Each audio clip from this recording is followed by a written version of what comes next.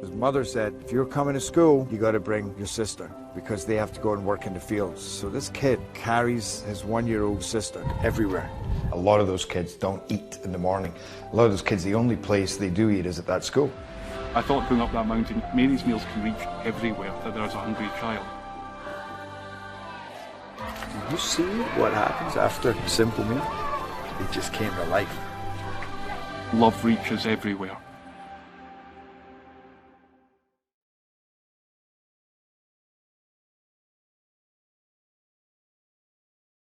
Parkview Sports Medicine's integrated sports medicine team is built to serve the needs of all athletes in all sports. Our team's only goal is to improve athletes in every facet. PSM offers performance training to help athletes get better on the field, dedicated athletic rehabilitation and physical therapy to help them get better off of it, certified athletic trainers in our PSM schools providing daily support to our athletes, and a specialized orthopedic walking clinic when injury strikes. Call 260-266-4007 to speak to our care navigators or visit ParkviewSportsMedicine.com to learn more about what we can do to improve athletes at all levels. Parkview Sports Medicine. Become more.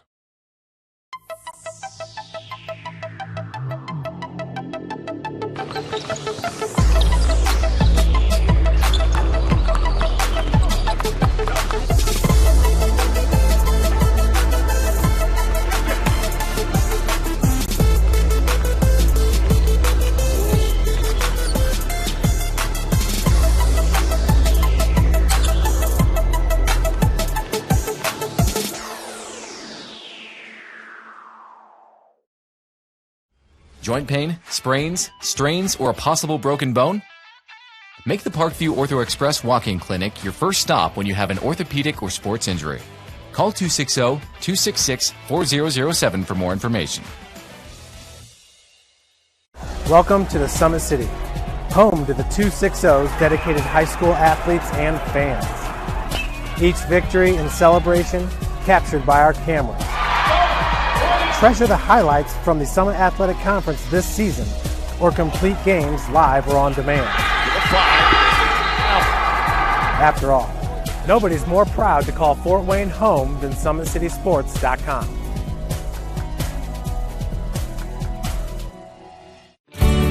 I was once a Southside kid who was led on a journey by a high school of football.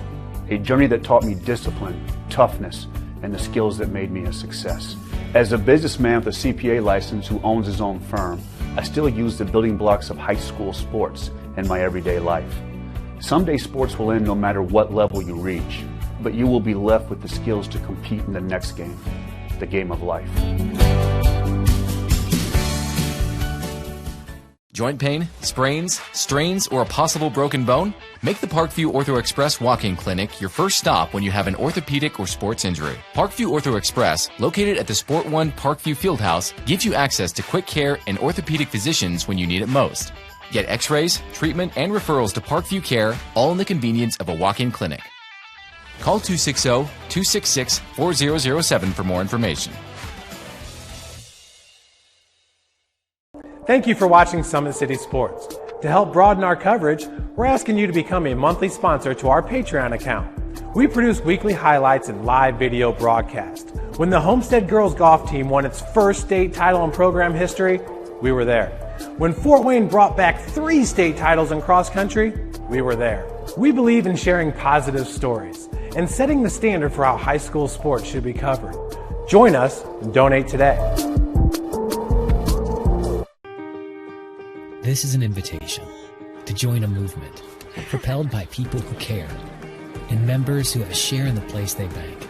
Good morning, Sam. So when you have the chance to get your first home loan, you know an expert will guide you every step of the way. Or when it's time to buy your new car, you'll be treated like more than just a credit score. Good news, ProFed can get you that payment. This is an invitation to a place where simply belonging can help enrich your whole community. ProFed Credit Union. You're invited.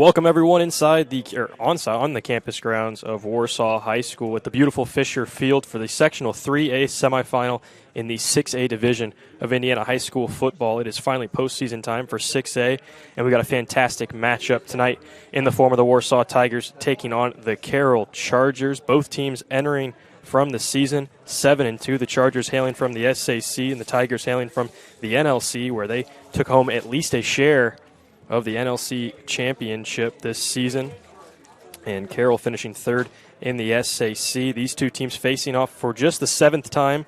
All the meetings in the postseason. Last time these two teams faced off, actually, October 28th, 2016. That was a win by the Tigers, 23-13. So Warsaw took care of business here last time these two teams faced off, but we've had some playoff sectional realignment since then. Some teams moving up, some teams moving down, but here they are once again meeting each other in postseason play, the winner of which these two will face the winner of Snyder and Homestead, taking place at Homestead High School tonight as well. We'll provide updates, but until then, I'm Balin Height, and on the camera tonight is Brandon Porter, as we are excited to bring some coverage out of the 6A sectional between two offensive powerhouses and two contrasting offensive styles between these two teams. The Carroll Chargers, led by head coach Doug Dinan in his 11th season at the helm of the Chargers, 80-42 all-time for Coach Dinan. Just picked up win number 80, not last week, but the prior week, as 6A gets the bye before heading into postseason. He picked up his 80th career win, so congratulations to Coach Dinan. And then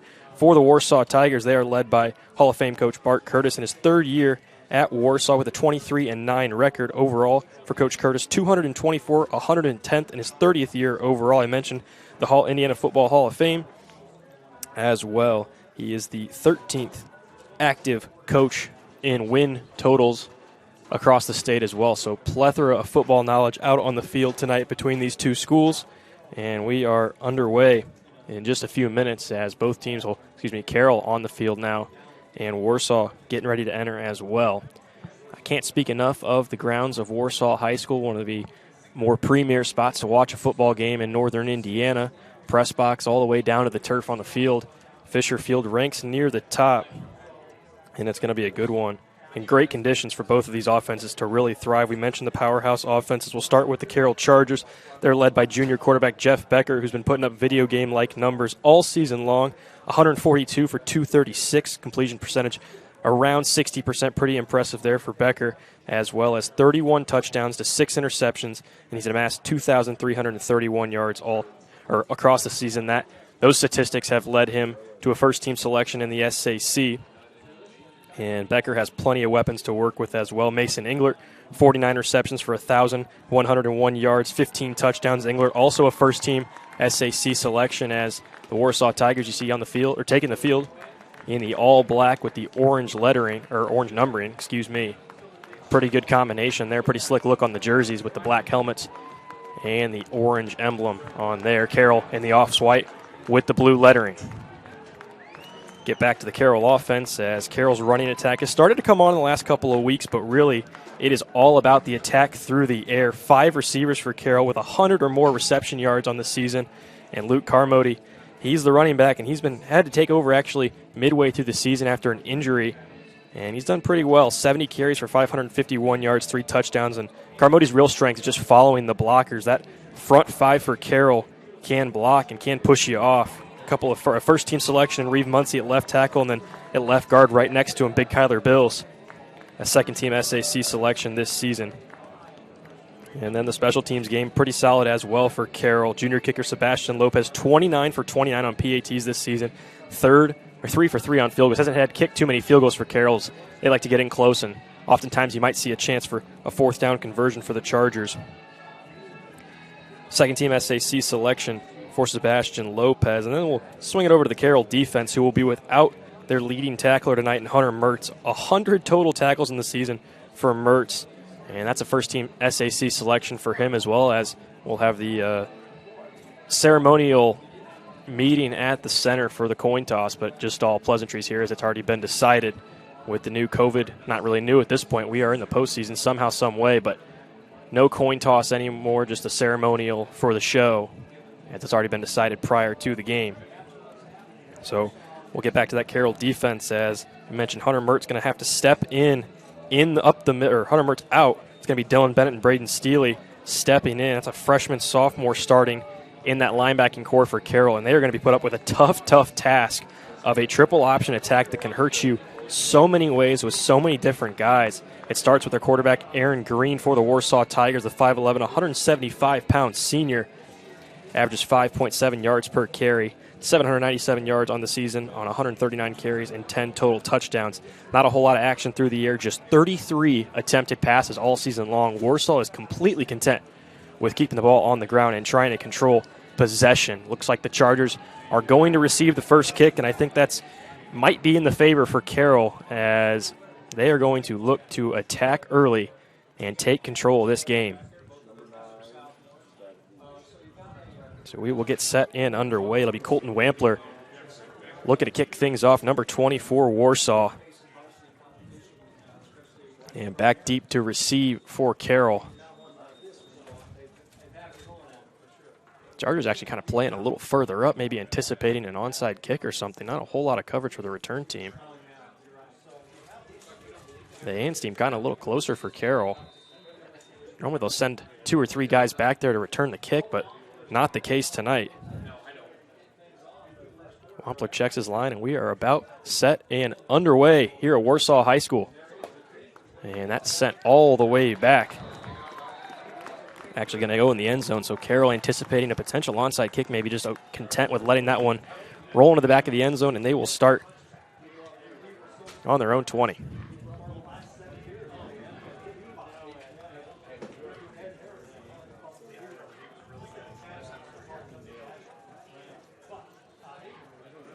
So for the Tigers, this is a defense that's allowing 24 points per game, 143 yards on the ground, and 131 yards through the air on average. 9 interceptions for this group. That secondary has made some noise, and they're going to have to take up the tall task of defending against the likes of Mason Englert, Jamison Coverstone.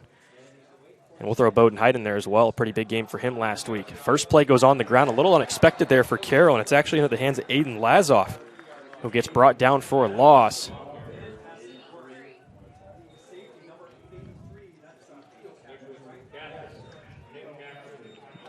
Nicholas Catrice with the tackle there. 24 tackles in the season for him, 4 tackles for loss. Make it 5 now. Carroll starts 2 yards back, second and about 12. Becker back from the shotgun. He'll step back, look off to the right side, nothing there, then throw it over the middle, and a little miscommunication there with Englert. Englert kind of came back towards the middle of the field, and there was about 3 or 4 black jerseys in the vicinity of that ball. That one could have been picked off pretty easily. The key for Warsaw tonight will be getting pressure on Becker. We saw him struggle in the 2 losses for Carroll this season when pressured, especially in that loss against Dwenger. They got to the quarterback early and often, forced him to throw 3 interceptions in that contest. 4 receivers out in the formation. Now Coverstone comes across the load the left side with 3.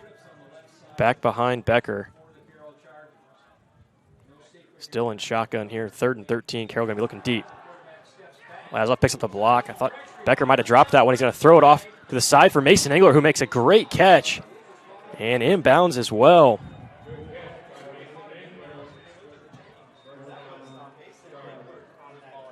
So just enough for the first down there for Carroll. As that secondary for Warsaw just kind of left him a little bit of a pocket. And Englert, who's been kind of quiet these last couple of games down the stretch of the season, his team's keying in on him more. Hasn't done a whole lot of damage. Handoff goes left side to Lazoff. He finds some space, picks up about 6 yards. So Lazoff actually on the depth chart coming in as the backup. He'd been dealing with some injuries. I mentioned Luke Carmody kind of took over there mid-season. Lazoff back in there, and he's gotten 2 carries already to start the game. So a second and short for Carroll. They're going to hand it off again. This time to Lazoff once again, and they're going to get close to the 50-yard line before he's brought down.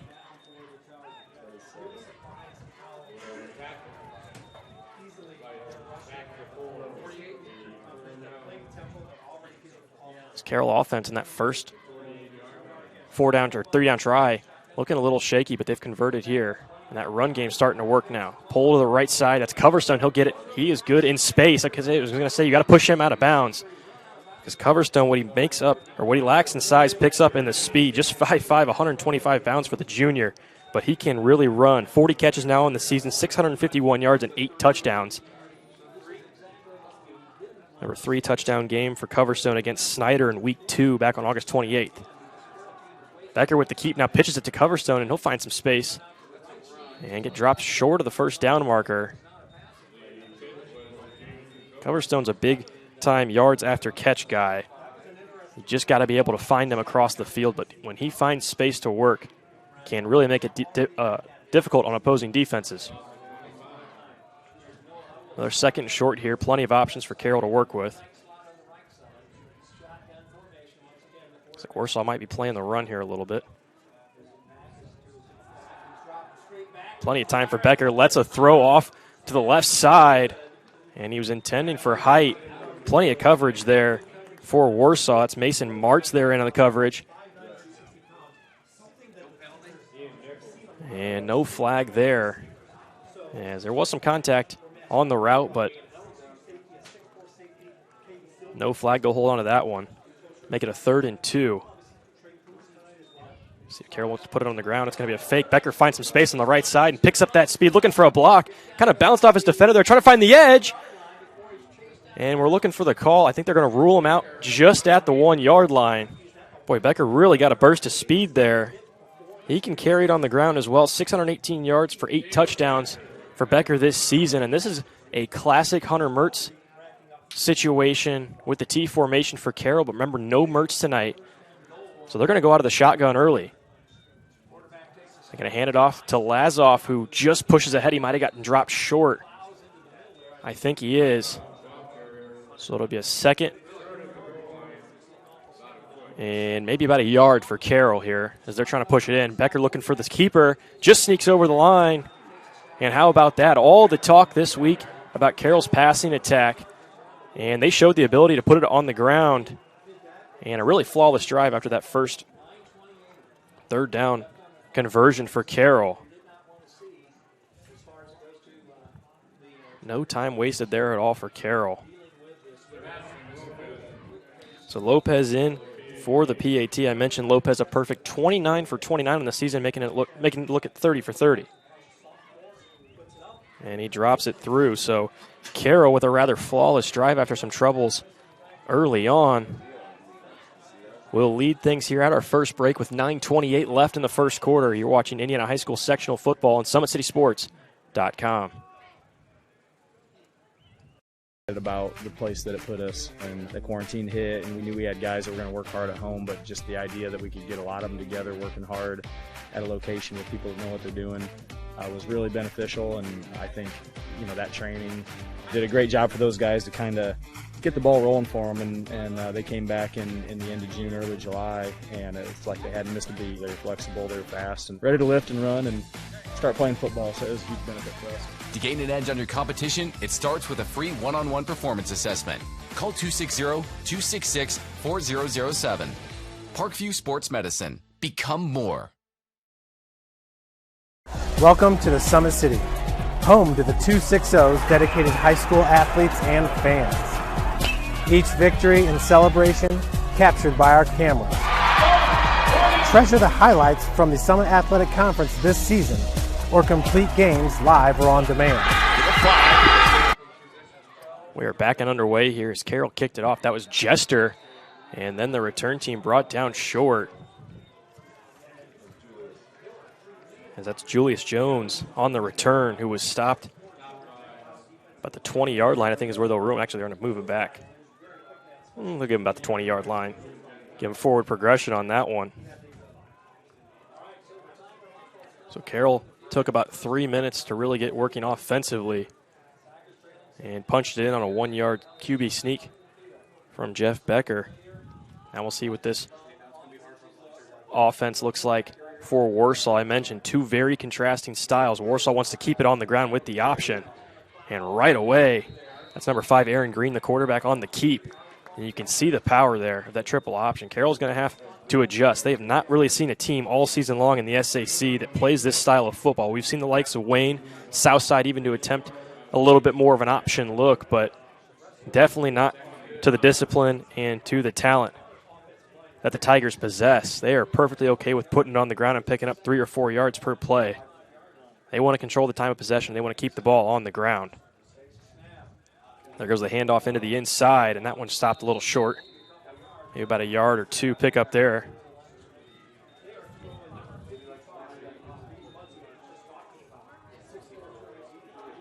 So 3rd and short coming up for Warsaw. That was Juan Jaramillo on the run there. Jaramillo, the only player on the roster that was born the last time the Tigers won an NLC conference title. I'll mention just the share for now, but that could change with some results tonight. Handoff goes onto the inside, and it's actually going to be Green with the keep. He faked me out there, faked out the whole Carroll defense. Picked up a big-time chunk on the ground there. Green, very sneaky with the hold. He really tucked that one until the last second. Made a great read and took it out to the outside as they're going to mark him down at the 46-yard line and a first down for the Tigers. I mentioned this is a Carroll linebacking core who's already been beaten up by injury. Really a defense that's dealt with some injuries. No Ethan Beaupre this season. He went down earlier. No Hunter Mertz up the middle tonight. It's going to be a team task with a bunch of different guys trying to clog up the middle and work on this option. Pitch goes to the outside, and they're going to say he stepped out of bounds. That was Jones who took the pitch from Green and jumped it across midfield before they ruled him down.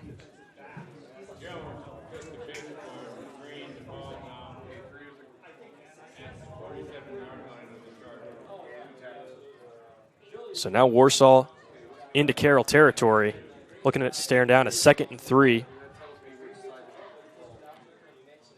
Jaramillo lined up behind Green. Green holds it and powers it through. Looks like he's going to pick up the first down. He'll get plenty of it, about 2 or 3 yards more than that. So the Carroll offense looking pretty smooth on their first drive, and now Warsaw answering that with its own style. Not really having any problems so far picking up first downs. Completely comfortable in those short and third and short situations.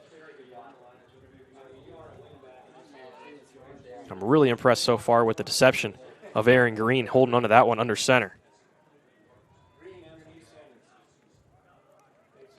Takes it off to the left side, and Green keeps it, finds a hole before he's stopped. That was a combination of Braden Steele and Jorge Valdez bringing him down. And I'll tell you what, 5'11", 170-pound junior Aaron Green does not get brought down easily. It took 2 defenders there for Carroll to even stop him, let alone bring him down. The other thing this adds is really wear down the defense.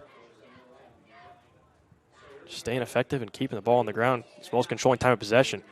That one looked like a blown-up play as Carroll was all the way in the backfield, but they weren't sure where the ball was at. And Green pushes it through once again. Maybe about a yard short, excuse me. Be a 3rd and 1. We'll see where Warsaw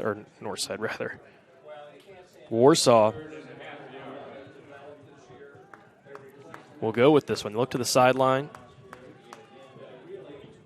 This type of football here in Indiana known as Bart ball. Coach Bart Curtis has ran this wherever he's gone. Stops at Mackinac, New Prairie, and Mishawaka as that one's put on the ground. And they'll get it by about a yard or yard and a half. They are really using every play given and really bringing this clock down.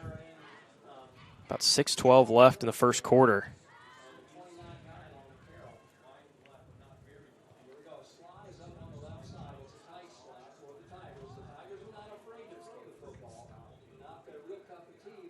Green under center, moves it off to the right side. Now he'll hold. Play's going to get blown dead for a flag. False start on the Tigers. So that's really the first miscue offensively for Warsaw tonight.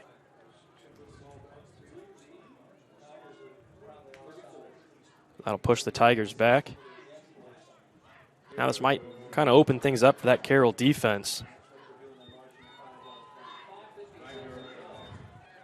Pick it up on a 5-yard penalty, push them back to the 34. So 1st and 15 here for Warsaw. Carroll's defense looks a little bit more in tune, but still really just trying to figure out how to play this offense.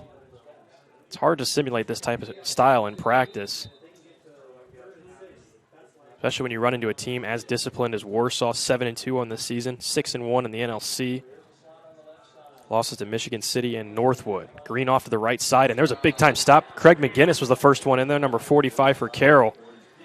That's about a tackle for maybe a yard or two loss. I'll give it a yard. So I mentioned some names in that linebacking core for Carroll who are going to have to step up. Senior Craig McGinnis, one of those guys, in the absence of Hunter Mertz. Set up a 2nd and 16. Only 33 attempted passes for Warsaw this season. Depending on what this 2nd 16 lines up, we might see the 34th. Warsaw not completely uncomfortable with throwing the ball, it's just not how they'd prefer to play. Green hands it off to the left side, and that one stopped pretty short. Might have been a pickup of about a yard or two.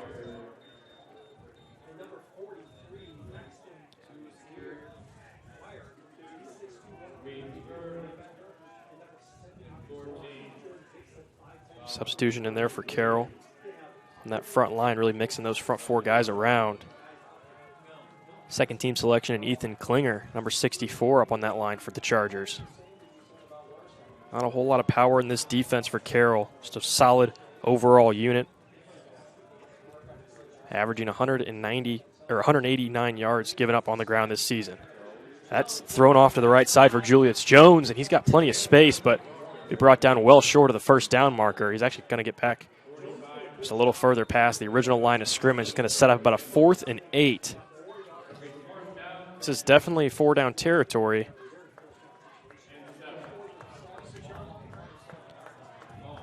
Ball's going to be spotted at the 27. Mark it a 4th and 7 with 4:18 in the first quarter. We'll see what Coach Curtis pulls out for this one. Do we see a pass here? We got 2 wide receivers off to the left side, 1 off to the right. 3 in the formation. It looks like a little bit of a tight end look off to the left side. Green rolls out all the way to the left side. He's going to throw it into the end zone. Good coverage there by Carroll. And that pass sails way past the intended receiver. That was number 6, Braden Steely, or Tucker Steely rather, in there on the coverage. I believe the intended receiver in that look right there was Julius Jones. Not a bad play call, just defended well by Carroll. And they were ready for it, so they'll take over on their own 27 with 4:12 left in the first quarter. This Warsaw defense has really got to step up and make a stop here. You can't let a team like Carroll get a touchdown or 2 touchdown lead on you. With this offense, they can score so quick. Starts to make that offense uncomfortable as well for Warsaw because more comfortable putting the ball on the ground. It's hard to play from behind on the ground. Becker on the keep. Good looking stop here for Warsaw. And it looks like tackle made by Zach DeFord. 36 tackles for him. He leads the linebacking group in tackles in there at the middle linebacker spot.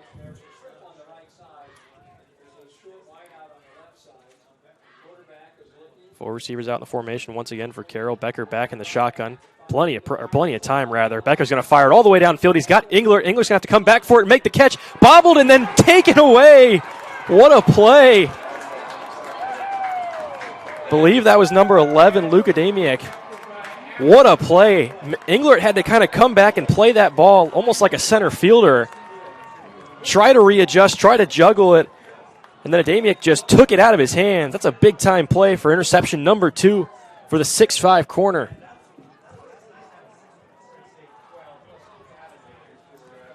That's a game-changing play out of your secondary. And I mentioned the secondary is going to have to step up for Warsaw. They've got guys that can contend with this receiving core for Carroll, and you saw an example of that right there. A little bit of an underthrow there by Becker as he had Englert initially downfield. He had a Damiak beat, I believe. But like I said, Englert just had to come back and grab it. And a better play there by the senior corner. So Warsaw, after failing to convert on 4th down in Charger territory, gets the ball back at the 29. They're going to run it off to the left side. And a gang of tacklers there for the Chargers, pushing the carrier back. That's Juan Jaramillo. averaging 11.2 yards per carry on the season, 734 yards on the ground for 12 touchdowns. The 190-pound senior listed as a fullback. Not too often you see a fullback at any level of football, but especially the high school level, that gets this much action in the offense. Adamio lined up once again behind Green. They'll throw him off to the left side, get it back to Adamio. And he might have picked up a yard there. It's going to bring out up about a 3rd and 4 as the clock continues to run. 2:48 left in the first quarter. Chargers march down the field on their first drive of the game, capped off by about a half a yard QB sneak by Jeff Becker. And that's the difference right now, but just the 7th interception for Becker this season has given the Tigers some life. Now a 3rd and 4 with 2:22 left in the first quarter. Green under center, a couple of backs behind him. They'll send it off to the right side. That's Jones trying to find the edge. He's got some blockers around the front. Might have been stopped just a yard short. It's close. We'll see if they give it to him. And they're going to move the chains, so Jones just able to pick up the edge and get the first down. Jones, another guy for the Tigers, averaging 11 yards a carry.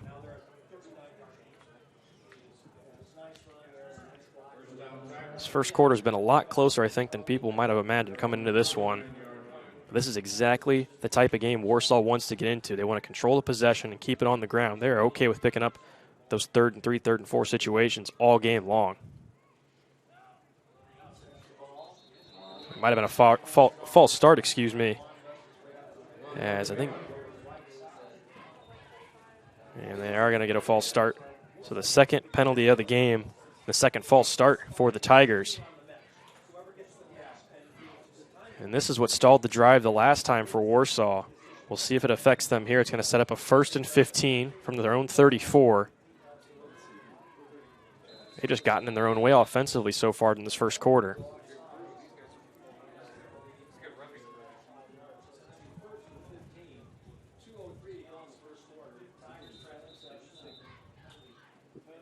You got official timeout here.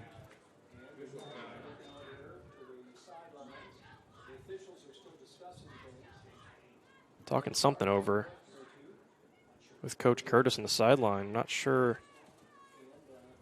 Oh, looks like the time on the clock maybe. So the clock was running there during, I would imagine, a good portion of the penalty. And figuring things out here in the press box, and we're back underway.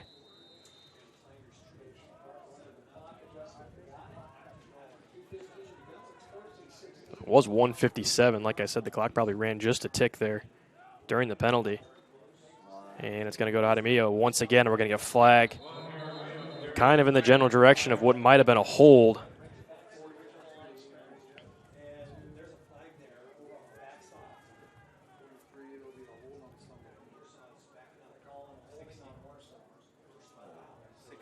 It'll be a hold on the Tigers. Or rather, a face mask on the Chargers. Offsetting penalties, so we had 2 penalties on the play, actually. One on the defense, one on the offense. They're going to offset. We'll set it back up for a 1st and 15.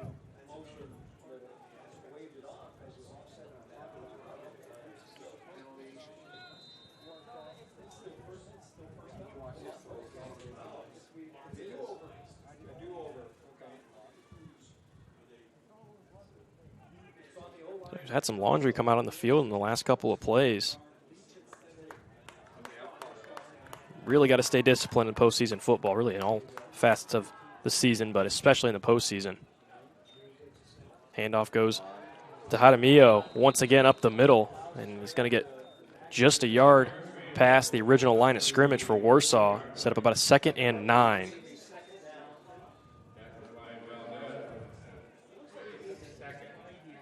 Juan Adamio has looked really good at the fullback spot. They've used him sparingly. I like to see him get the ball maybe a little more. He's cut some big runs up the middle.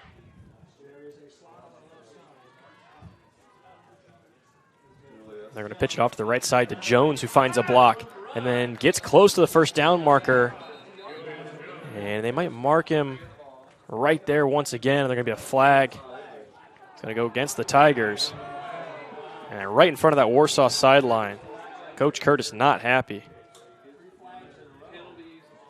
Out looking for an explanation there.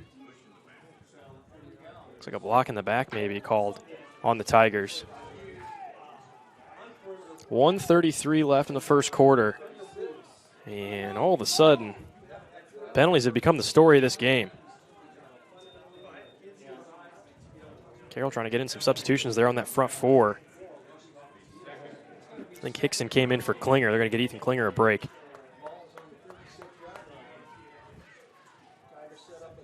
Got to get some guys some rest, especially facing an offense like this, get put it on the ground. Nice little look there, but not for much. Carroll was ready for it. They went with Jones on the counter, kind of fed it off on the inside. And Carroll there to plug the hole. Ottenweller there on the tackle. And a name to watch for Carroll just in these upcoming, the upcoming season, just a freshman, number 40, Braden Steely. They kind of plugged him in all over this season early on. Now he's kind of found a home, that outside linebacker spot. 22 tackles for Steely, and he has been all over the field tonight. I've seen him in on nearly every play. Green steps back. Warsaw's going to try to pass for the second time. They're going to throw it over the middle right at the marker, and that's complete. Yes, that's number 14, Martz, who picks up the first down. Perfectly executed play through the air for Warsaw, open right over the middle. Green had a couple of options there, but finds Martz for the first down. And the clock continues to run, 28 seconds left. This may take us to the break. Actually, we're going to get, looks like maybe one play. The Tigers might have to run a play here. Game clock and the play clock lined up by about 0.8 seconds. So they'll have to run a play here. It'll be a 1st and 10 on their own 40, or on the Chargers 48. They'll hand it off to the inside. It's going to go to Jones, or rather, Adamio. Juan Adamio picks up a nice little chunk play. And that is how we will end the first quarter. So Carroll leads things 7-0. The touchdown, or the 1-yard QB sneak from Jeff Becker, the difference right now. But the Tigers are driving. And we have got a good one in Northern Indiana. We'll take a quick break on Summit City Sports when we come back. Second quarter action from Warsaw High School.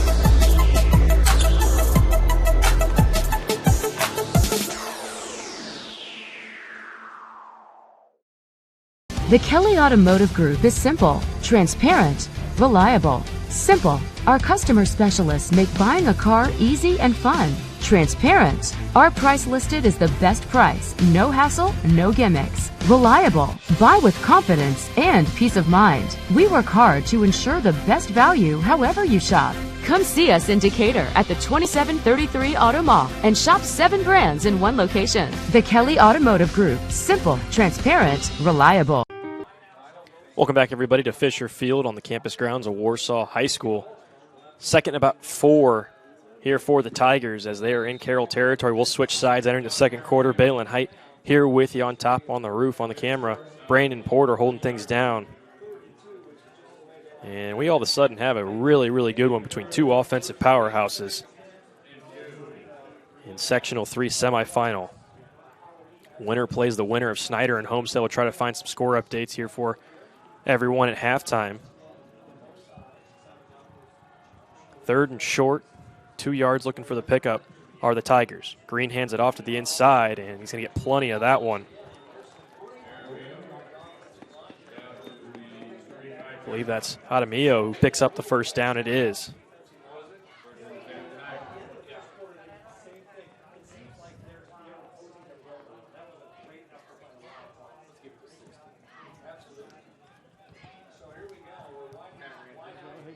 Warsaw hurrying things up a little bit here. Trying to wear this Carroll defense down. Now we're going to get a stop. Let's get timeout from Warsaw. Coach Curtis wants to get things figured out offensively. as the Tigers are looking to tie this one up. Remember this possession being brought back because of a Luke Adamic interception. Him and Mason Engler went up for a jump ball, a little bit of an underthrow, and the 6'5" corner made the play. And now Warsaw's been driving since about the 3 or 4 minute mark in the first quarter. Both these teams entering tonight 7-2, pretty respectable regular seasons. Carroll, the 2 losses to Dwenger and Homestead, who are both in action tonight. And for Warsaw, the 2 losses to Michigan City and Northwood. And now for Warsaw, who was in the 6A class, they have not faced a 6A team this season. Not that that necessarily means anything as far as level of competition, but Carroll, not too many 6A contenders on there as well, outside of Homestead, a Snyder maybe. But it's just a different level of competition, and that's what's fun to see these 2 teams. You got that offensive run style of Warsaw, and then the air attack for Carroll. So coming out of the timeout, Green hands it off to the inside. It's Adamio who powers it through for a pickup of about 4. Really impressed with this offensive style from the Tigers. Just strong and steady, really not missing a beat. The only thing that has really taken Warsaw out of their offensive flow tonight have been penalties. They can clean that up. This offense has really been moving and really hasn't run into too many problems against the Chargers, even executing a couple of throws when they've had to. Handoff goes to the inside. Green keeps it. He's got plenty of space up the middle. No man's going to get him. Aaron Green all the way into the end zone. And we have a potential after the PAT for a tie ball game. What a run for Aaron Green. An excellent job as well of tucking that one and holding on to it until the very last second. We'll get a look at it here on the replay. And Green just cuts it right up the middle. Jorge Valdez, the only man even really anywhere close to him. And now Warsaw out as Colton Wampler on for the PAT try. That's touchdown number 11 on the ground for Aaron Green this season.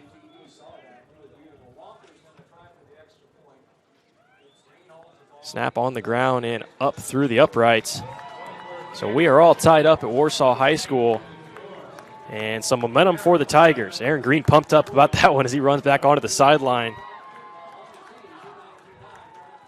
And we'll take a quick break here on Summit City Sports. When we come back, live second quarter action.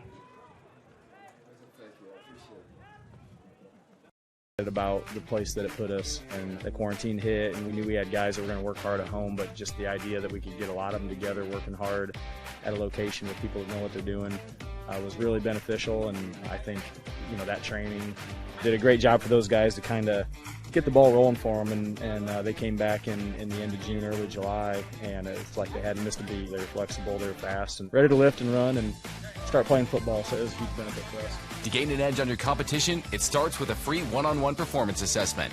Call 260-266-4007. Parkview Sports Medicine. Become more. Welcome back to Warsaw High School. As the Tigers just capped off about a 5-minute drive that saw Aaron Green find pay dirt on the quarterback keeper. Tucked it all the way, held on to it, and then found a gap up the middle. And that has tied things up. These 2 teams a little bit more evenly matched, I think, than some of the local predictions might have said. I know some local news even projecting a 20-point win for Carroll. I didn't see anything like that. There's a drop there on the return. Now there's a return coming right back up the middle.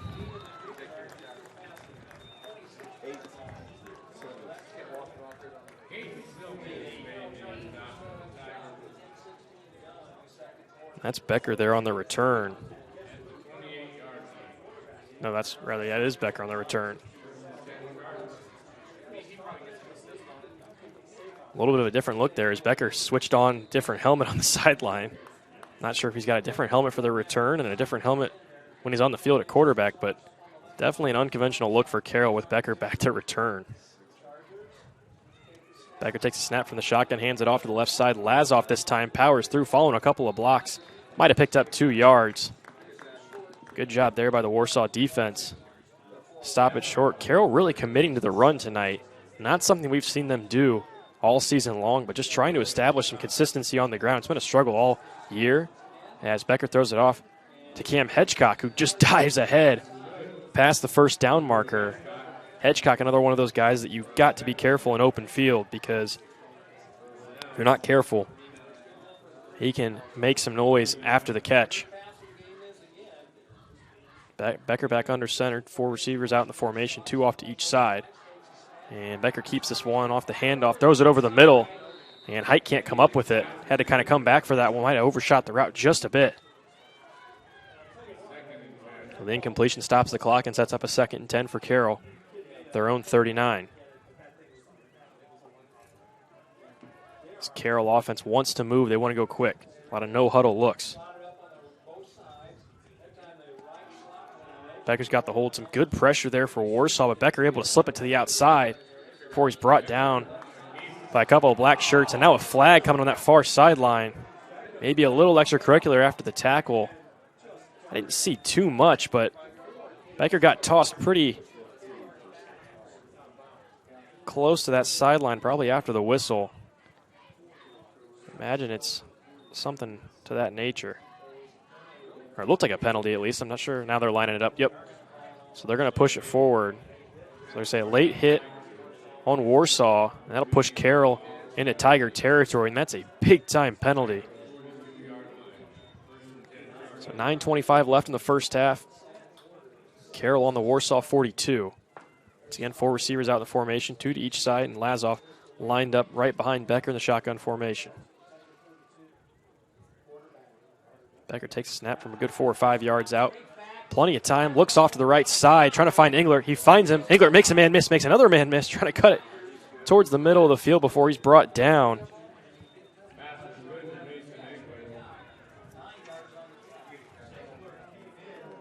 I believe that was Binkert there on the coverage.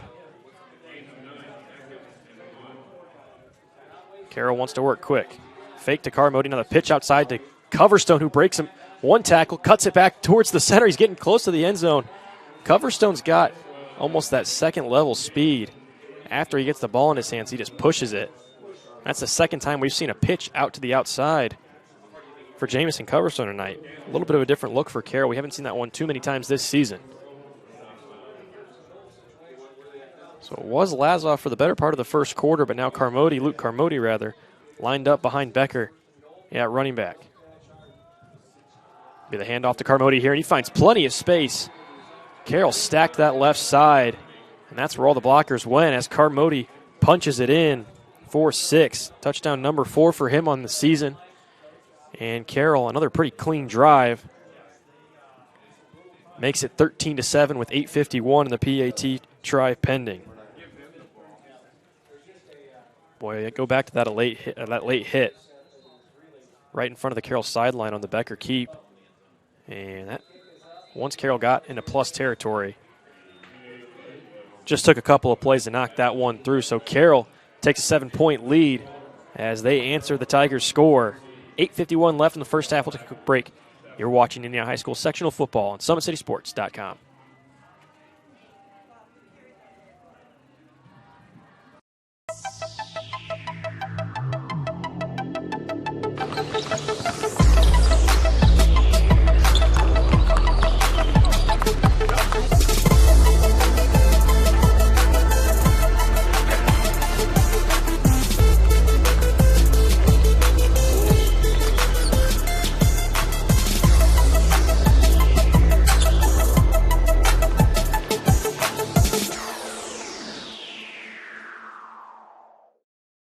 The Kelly Automotive Group is simple, transparent, reliable. Simple. Our customer specialists make buying a car easy and fun. Transparent. Welcome back in to Warsaw High School. Balin Height here with you alongside Brandon Porter. Running the camera, holding things down on the roof as Luke Carmody punched it in for Carroll on the ground as they make it a 1-touchdown lead as Jester kicks it away. And the Tigers back on the return. And might have gotten out to the 20 for Martz.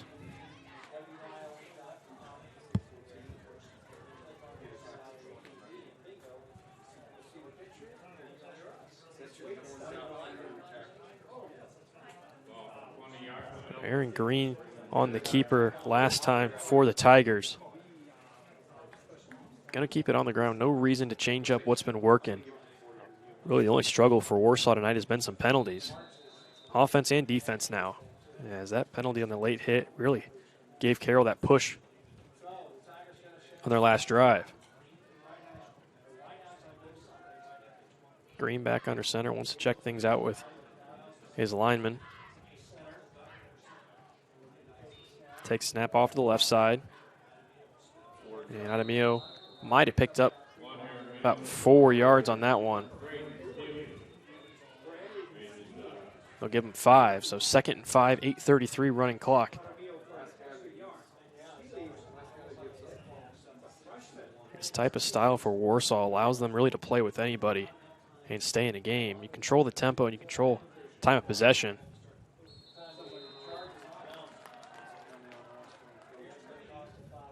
Gonna see who that one's called on.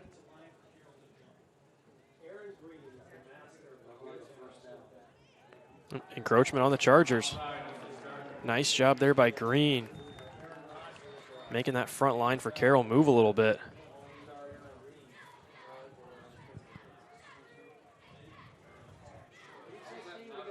And that'll make it about a 2nd and as close as it can be to a first down. Now they'll mark it a first down. Maybe a little confusion there from the chain gang. It was a 2nd and 5, now 1st and 10 from the Warsaw 30. Hand off to the right side. And it's off to Jaramillo again. He's brought down. This is a offense for Warsaw that has put up 33 points per game. They're going to be probably under that average tonight. You look at Carroll as well, 47.5 on the season. Both these two offenses going to be well short of those numbers if this type of style holds. The big one, 344 yards on the ground for Warsaw. They do a good job on 4th down as well. We saw them convert one earlier, or rather didn't convert one, but 16 for 27 for 59%. And pretty good on 3rd downs as well. 2nd and 5 for the Tigers. Green takes it, hands it off to Adamio once again before he's stopped after about a pickup of about 3. Make it 3rd and 2, 3rd and 3, somewhere in that range. I think it's a pretty good spot. Yeah, they'll make it a 3rd and 2. So another 3rd and short conversion opportunity for Warsaw. We mentioned 57% of the season converting on 3rd down.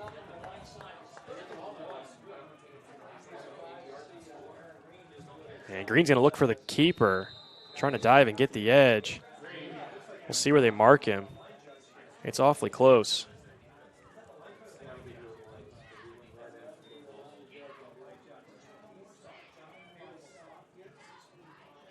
See where they mark it. And it's going to be another first down. So Green just able to get enough on the dive. Moves the chains forward and keeps the Tigers' drive alive. 6:43 working. Remember, Carroll started with the first possession. For Warsaw, you might be in a position here, depending on how the rest of this drive goes. Try to not give Carroll the ball back. We know how fast the Chargers can score. Not uncommon for a minute or less drive for Carroll. Handoff, fake actually to Green, and Green's going to hit the pitch. And plenty of room off to that left side, number 17. Patrick Zollinger. We haven't called his name too much tonight. Green on the fake, kept it all the way to the left side as Zollinger found the edge. That's kind of what's been giving Warsaw the edge as far as on the ground. Kind of lull Carroll to sleep with a couple of short yard gains and then kind of mix it up a little bit as Zollinger came all the way out to the left side. Sees where he's lined up. Off to the right of Green. Now he works off to the left side, and Green's going to keep it, give it right back to Zollinger again. Why not? He finds the edge before he's knocked out of bounds. Steely there on the stop for Carroll. And another first down for Warsaw. So this drive is really moving. So just as I was saying, maybe the Tigers want to play this one conservatively keep it on the ground and try to drown out the rest of this first half. 6:13 left. Now find themselves awfully close to the red zone and knocking on the door once again.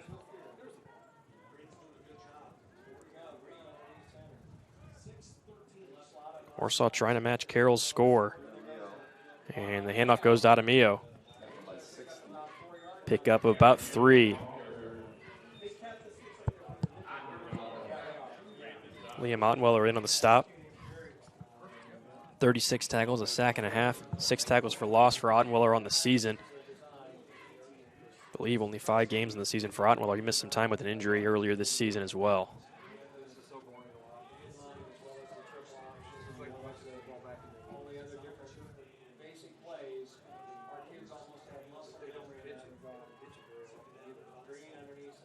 Green off to the right side, this time Adamio once again. Actually, Green's going to keep it. That was a good fake, and off to the right side.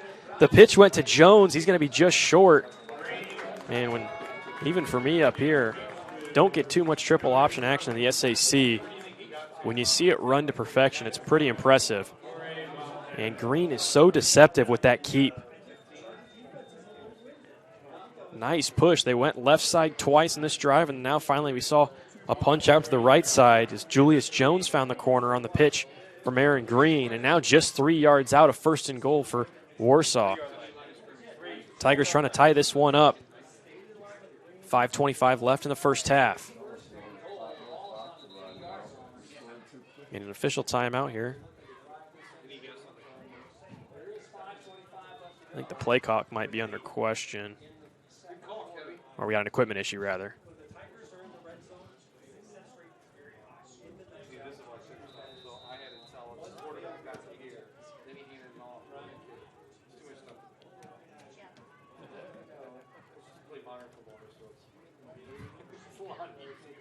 Green off to the right side. This time he does hand it off, and that might have been just enough.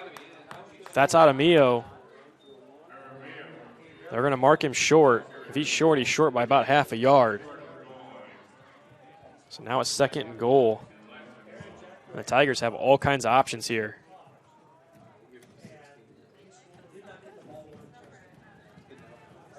Watch the sneak here for Green potentially. And Carroll's kind of thinking the same thing, stacking that front line. Green takes it under center, throws it off to the right side, and I think they may have gotten Carroll to jump there. There's a lot of motion on that front line for Carroll. Actually, it's going to be a false start on Warsaw. Saw motion by both teams. I originally thought Carroll might have instigated that one.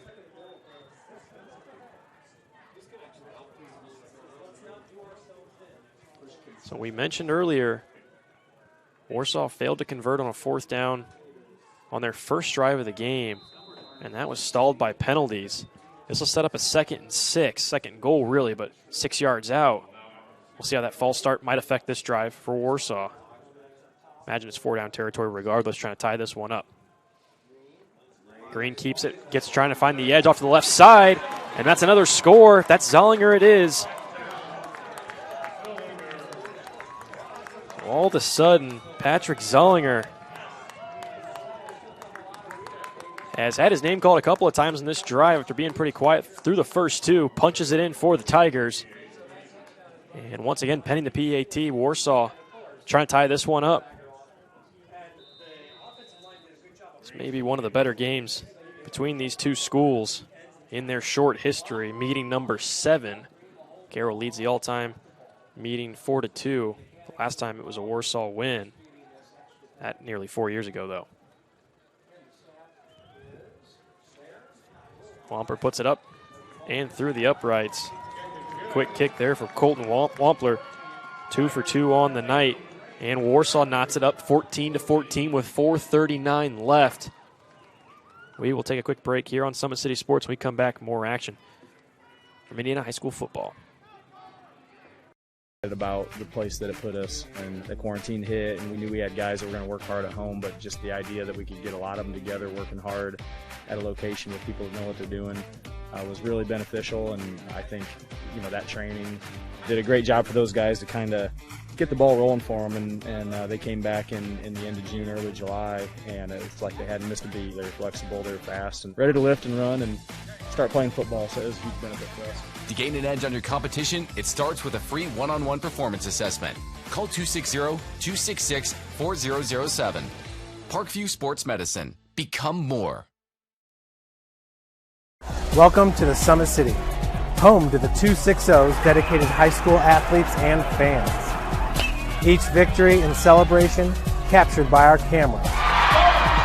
Treasure the highlights from the Summit Athletic Conference this season, or complete games live or on demand. After all, nobody's more proud to call Fort Wayne home than Summit City Sports. Welcome back to Fisher Field. 4:39 left in the second quarter. And Warsaw just punched it in. That's what Carroll was afraid of earlier, a potential onside kick. Nicely covered there by the Chargers. Chargers have only been putting one return man back. Last time it was Jeff Becker. This time it's Luke Carmody. Normally you'll see a mix of Englert, Valdez, a couple other guys back there, a couple more athlete-type guys for Carroll. But that's what Carroll was waiting on earlier. Potential onside kick, and they saw kind of a look right there.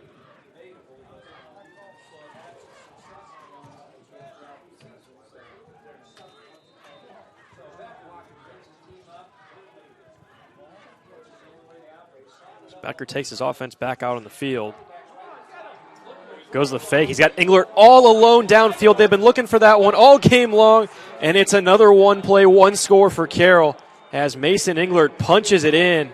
He was all alone, escaped that secondary, and found the pay dirt. Perfect pass, perfect fake. Good-looking play there from Carroll. And that's going to be the ticket for Carroll tonight, is putting up the points, but they've got to get some sort of stop offensively because Warsaw's content with just keeping the clock running.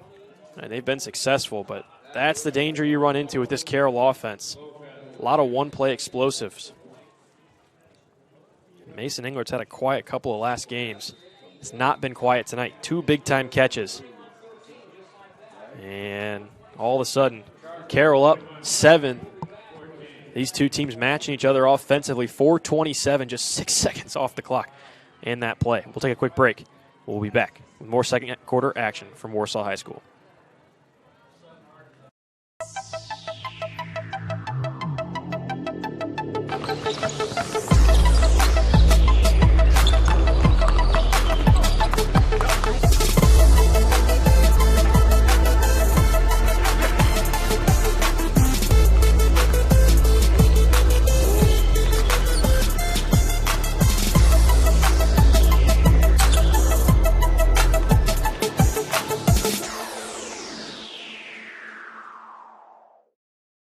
The Kelly Automotive Group is simple, transparent, reliable. Simple. Our customer specialists make buying a car easy and fun. Transparent. Our price listed is the best price. No hassle, no gimmicks. Reliable. Buy with confidence and peace of mind. We work hard to ensure the best value however you So after a 58-yard pass and catch, Becker to Englert, Carroll all of a sudden back with the 7-point lead. 4:27 left in the first half. And Jones fields this one just in front of the first down marker. Now a little bit of a pitch up the middle. And maybe a little trickery coming, as that was Martz who took the pitch from Jones. Carroll able to stay on it. Jones holds that maybe just a second longer, kind of lets some more guys on the coverage team draw in towards him. And they might have been able to break that play up the middle for a little bit more. Instead, he'll get dropped down at the 18-yard line. And that's where the Warsaw drive will start.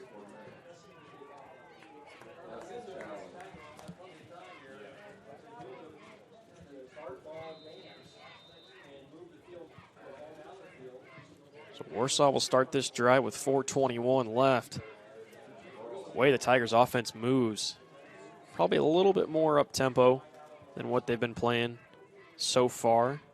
Still plenty of time, though, to punch one in on the ground. Clock definitely in mind, though, as the pitch goes out to the right side to Jones before he's brought down.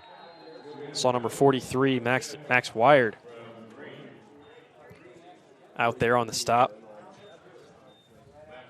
Wired, another sophomore linebacker in there trying to fill the hole left by Hunter Mertz. And I got to give it up to this Carroll linebacking core. They've done a great job tonight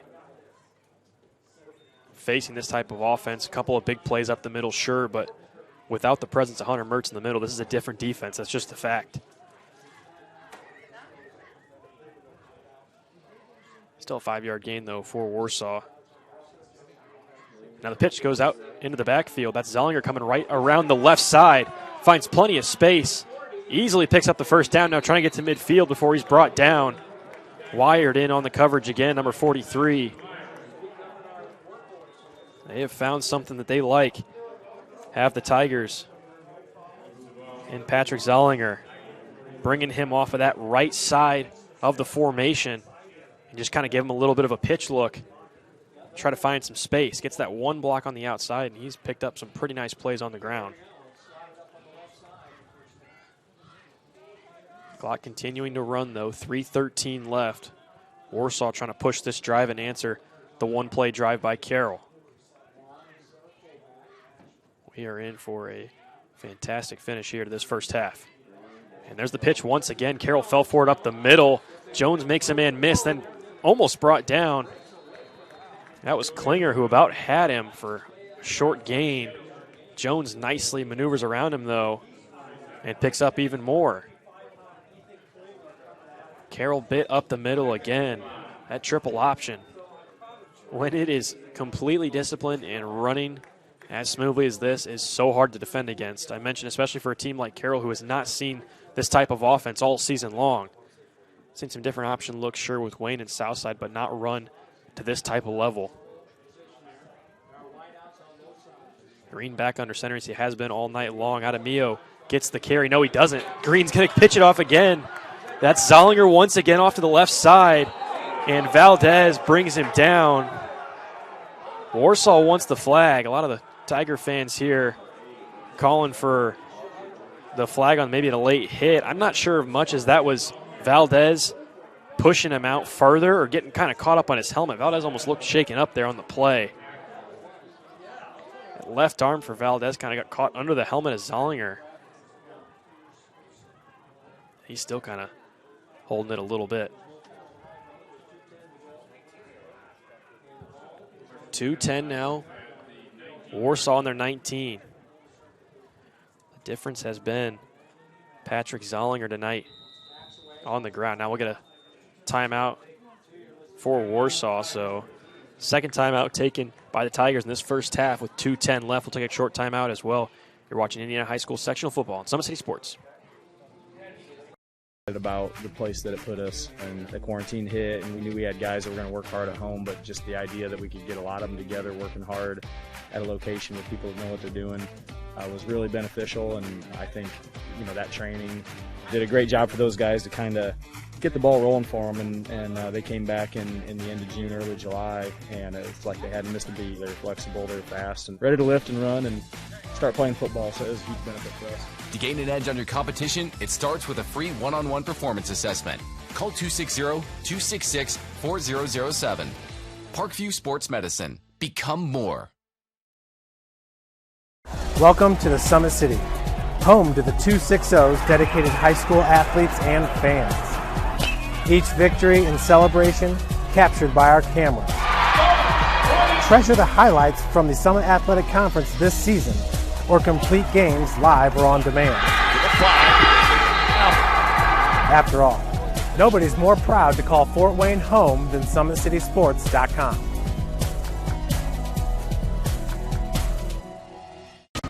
Back at Fisher Field, Warsaw knocking on the door once again in the red zone. Trying to match the one-play scoring drive for Carroll. 2:10 left after the timeout. Tigers left with one timeout. Carroll still all three left. Handoff goes to the right side. Maybe about a 2 or 3 yard pickup for Adamio. Carroll starting to spy Green a little bit more on that keep. Give the Chargers defense a little bit of credit here. This is definitely a tough offense to match up against when run like this, but Warsaw, minus a few penalties here and there, has run it to perfection. Off to the right, now pitch goes out left, or route right to Jones. Plenty of space out there to run it to the outside. Picks up the first down, a little bit more as well. Going to set up a 1st and goal. And Carroll wants to take a timeout here. Try to shore up that defense, give their guys a little bit of a break maybe. That's an interesting look there for Carroll. It's going to be an 8-yard look. 1st and goal set up with 1:27 left. Not sure if I like that timeout call, considering you want to make Warsaw score on you with the clock running. I don't know if you're trying to save some time maybe for an offensive try. Carroll started with the ball. So it'll be Warsaw receiving out of the halftime break. This is a very big possession and a very big chance for the Tigers. If they can finish off this drive. Carroll only able to grab the one stop so far against this Tigers offense. That was a failed 4th down conversion on the first drive of the game for Warsaw. Way back in the first quarter. And ever since then, it's really, Tigers have kind of had their way.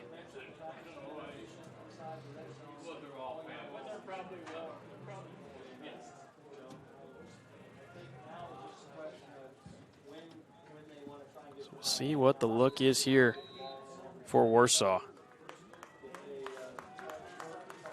They try to use Zollinger on the outside or maybe pitch it back off to Jones. Got 4 plays to work with. Instead, it's going to go to the inside. Actually, no, it's going to be a fumble. They wanted to pitch it back to Zollinger, and he's lucky to fall back onto that one.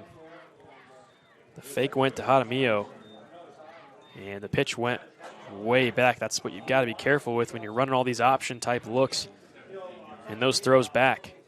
One miss of a ball or one juggle can send it back the other way. Now that slows the drive down.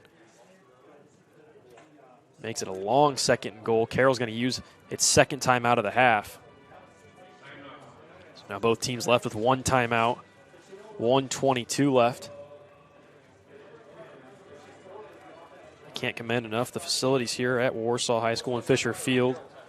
One of the nicest playing services we've visited this year. Press box hospitality all the way. Big shout out to SID Roger Grossman for all the help this week. Seating, all the stats, rosters, everything like that. Keeping us updated as things change during the week. The hospitality has been A+ here at Warsaw High School. Not a bad place to watch a game here on a chilly October night in northern Indiana.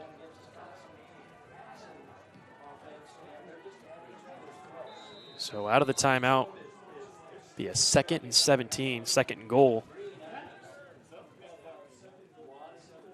Now the playbook might shrink a little bit here for Warsaw.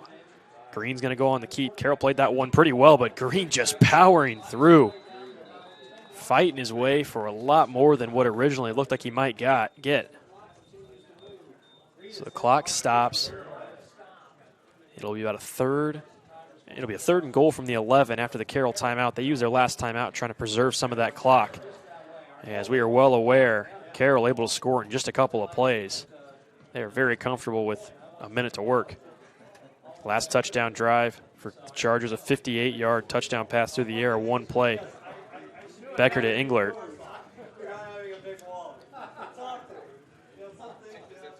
This is all of a sudden a very big play in this game. Remember, this was set up by the bobbled pitch as the Tigers were sitting 6 yards out from pay dirt on 1st down. Now setting up a 3rd and goal from the 10.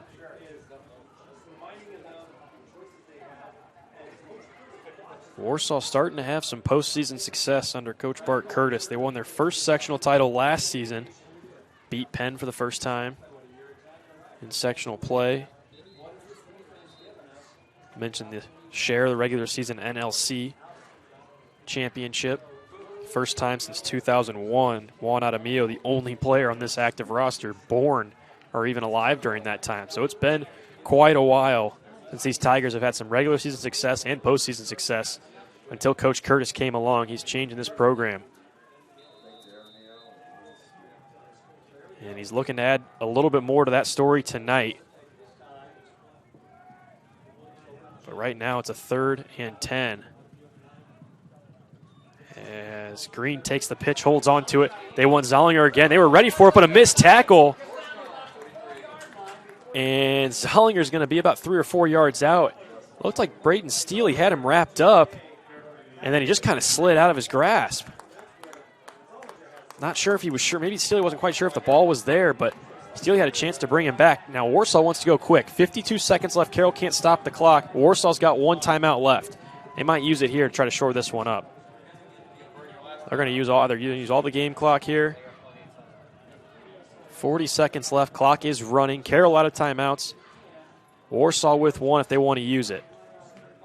They might they may try to bring this clock out and then call a timeout at the expiration of the play clock. And that's what they're going to do. So nicely set up play there. Rush to the line. Coach Curtis calls the timeout with 24 seconds left. It'll be a 4th and 5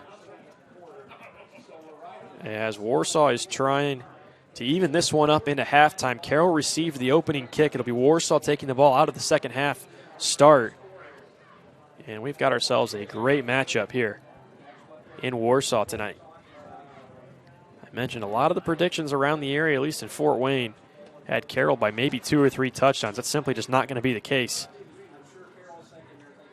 This is an extremely disciplined offense that the Tigers hold, and Carroll hasn't really met a team that can kind of control the tempo of the game offensively like they can. Carroll wants to go quick. They've just been able to blow by opponents all season long. And we've seen scores for Carroll well into the 40s, and it's an offense that averages 47 points per game. But this Warsaw offense is up to the task, just as controlling this time of possession. It's just been about limiting the mistakes for Warsaw.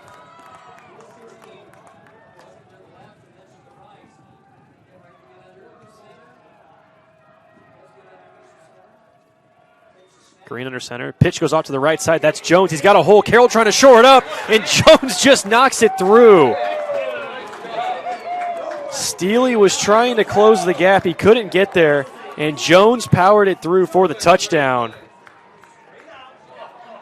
That was exactly how you draw it up. That was about as bang-bang as it gets on 4th down, and Warsaw with the answer. 19 seconds left here after the PAT. As Colton Wampler wants to tie it up with the leg. That was a big push from Julius Jones right through the slot. Wampler sets back as they are waiting to snap. Ball down on the ground. Wampler puts it up and through. Quick trigger there for Colton Wampler as he ties things up. 21 apiece. 19 seconds left. We'll take one quick break here as we await the kickoff. And first half is starting to expire. We're all tied up here at Warsaw.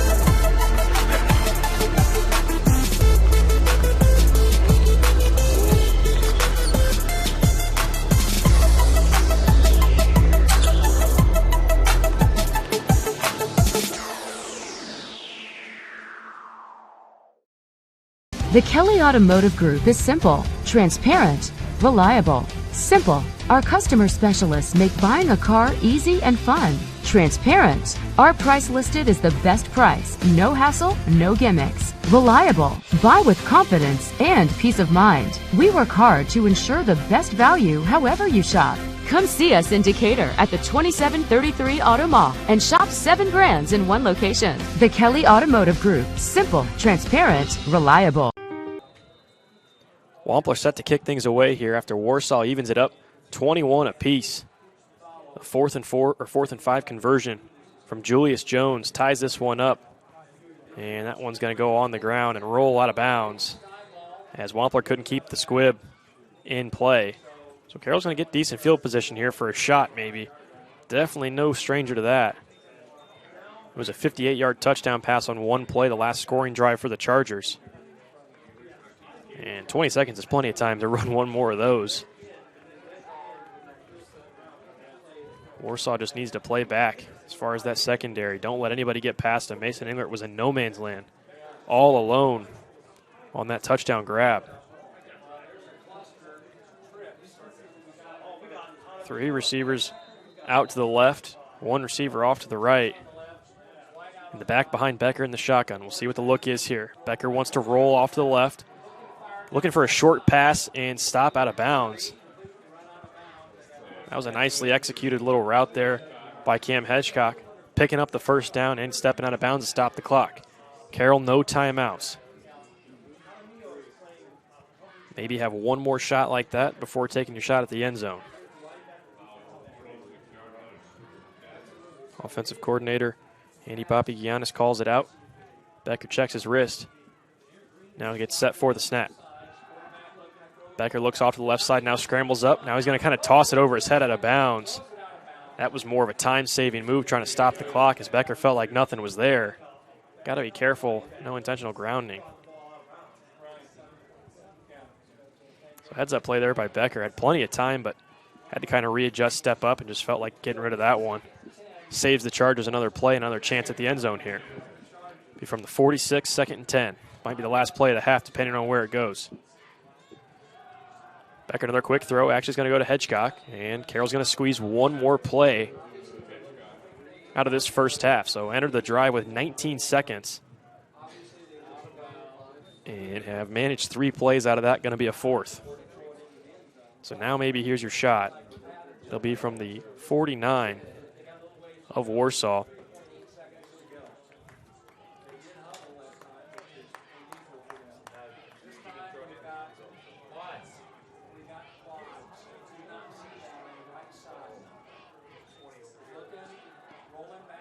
Becker, plenty of time.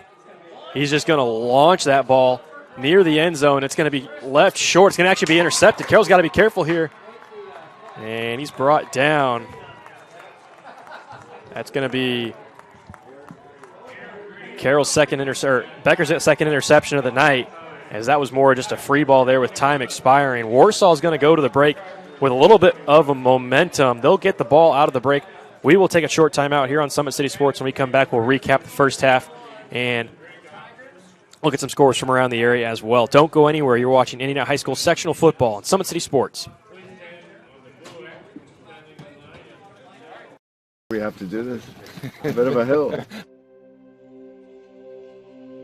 His mother said, if you're coming to school, you got to bring your sister because they have to go and work in the fields. So this kid carries his 1-year-old sister everywhere. A lot of those kids don't eat in the morning. A lot of those kids, the only place they do eat is at that school. I thought going up that mountain, Manny's meals can reach everywhere that there's a hungry child. Did you see what happens after a simple meal? It just came to life. Love reaches everywhere.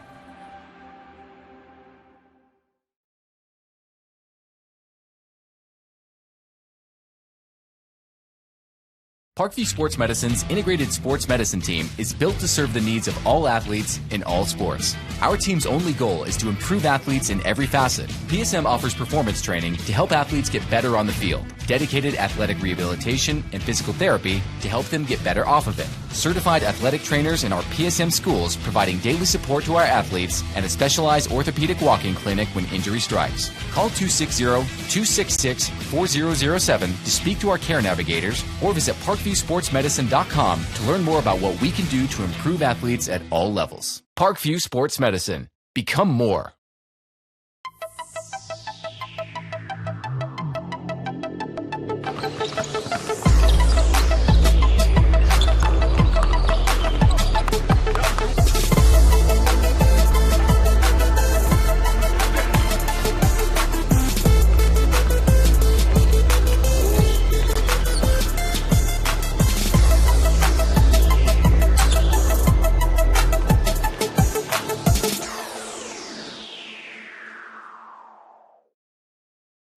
Joint pain, sprains, strains, or a possible broken bone? Make the Parkview Ortho Express walk-in clinic your first stop when you have an orthopedic or sports injury. Call 260-266-4007 for more information. Welcome to the Summit City, home to the 260's dedicated high school athletes and fans. Each victory and celebration captured by our camera. Treasure the highlights from the Summit Athletic Conference this season, or complete games live or on demand. After all, nobody's more proud to call Fort Wayne home than SummitCitySports.com.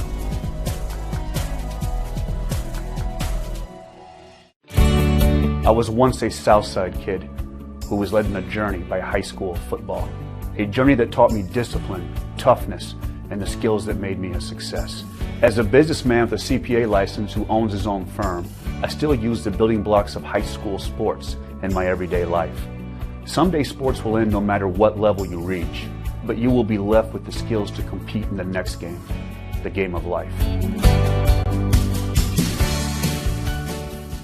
Joint pain, sprains, strains, or a possible broken bone? Make the Parkview Ortho Express walk-in clinic your first stop when you have an orthopedic or sports injury. Parkview Ortho Express, located at the Sport One Parkview Fieldhouse, gives you access to quick care and orthopedic physicians when you need it most. Get x-rays, treatment, and referrals to Parkview Care, all in the convenience of a walk-in clinic. Call 260-266-4007 for more information. Thank you for watching Summit City Sports. To help broaden our coverage, we're asking you to become a monthly sponsor to our Patreon account.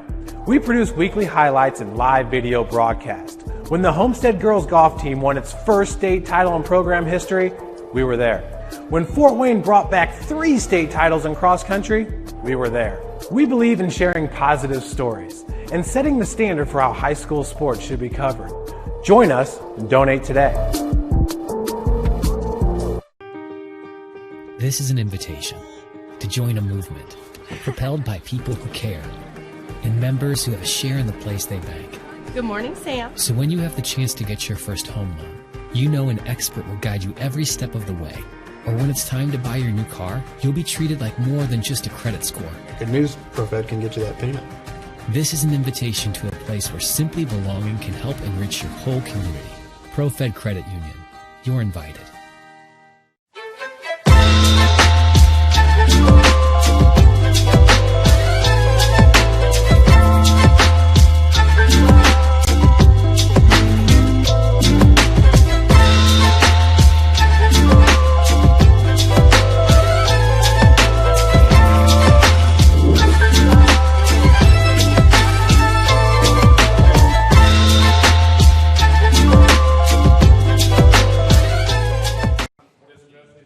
Welcome everybody back in here to Warsaw High School at halftime as we are knotted up at 21 apiece. An overall fantastic first quarter as far as offense goes. Both teams struggling to get stops, but the contrasting styles of offense both playing well so far for each team. Get a recap here of our scoring plays before we look at some scores from around the area and check in on some other postseason sectional football action. Carroll started the scoring with a 1-yard sneak by Jeff Becker. 9:28 to go in the first quarter on that one for Carroll.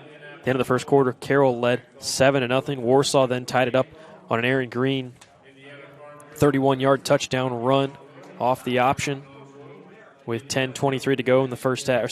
First half. Luke Carmody punched it in from the 6-yard line, 14-7 Carroll. 8:51 to go in the second quarter at that point.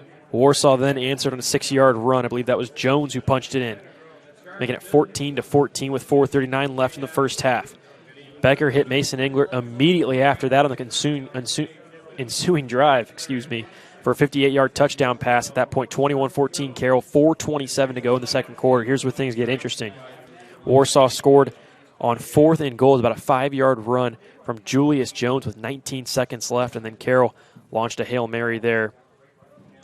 With about 19 seconds left, Carroll able to squeeze about 4 or 5 plays before failing to get the ball to the end zone, and that was picked off. So Becker's second interception of the game, both those 2 interceptions, a bit of a free ball look, not necessarily the second interception, a true interception, just trying to get rid of it there on the Hail Mary. So that triple option for Warsaw has been troublesome for Carroll, but Carroll's still able to stay in this one with that high-powered offense. We will take a peek around the area and try to find some scores. I know the one we are watching closely, at least for these two teams, is that Snyder and Homestead game. Currently in that one, it is Snyder 10, Homestead 7. So the Panthers looking for the upset bid over the Spartans. Believe if Snyder wins that game, the winner of this game would host. I believe that's the way that the bracket lines out. If Homestead wins, I think Homestead hosts regardless of the result here between Warsaw and Carroll. Throw the timeouts back up there real quick, as both teams taking full advantage of the clock in that first half. DeKalb and East Noble, that's another sectional we're paying attention to, 7-7 at the start of the second half. Norwell taking care of business, up big against Mackinac. Marion up 14-6 over Southside. Southside just a one win in the regular season. Surprising many last week, picking up the win, advancing on in their sectional, now hanging tough with Marion. South Adams up big over Monroe Central, 42-0 at halftime. See if we can find some more from around the area. East Side up big at the half. Bishop Dwenger up 21-7 over Anderson. That was near the end of the second half. Looks like that Snyder defense keeping the Spartan Tech at bay.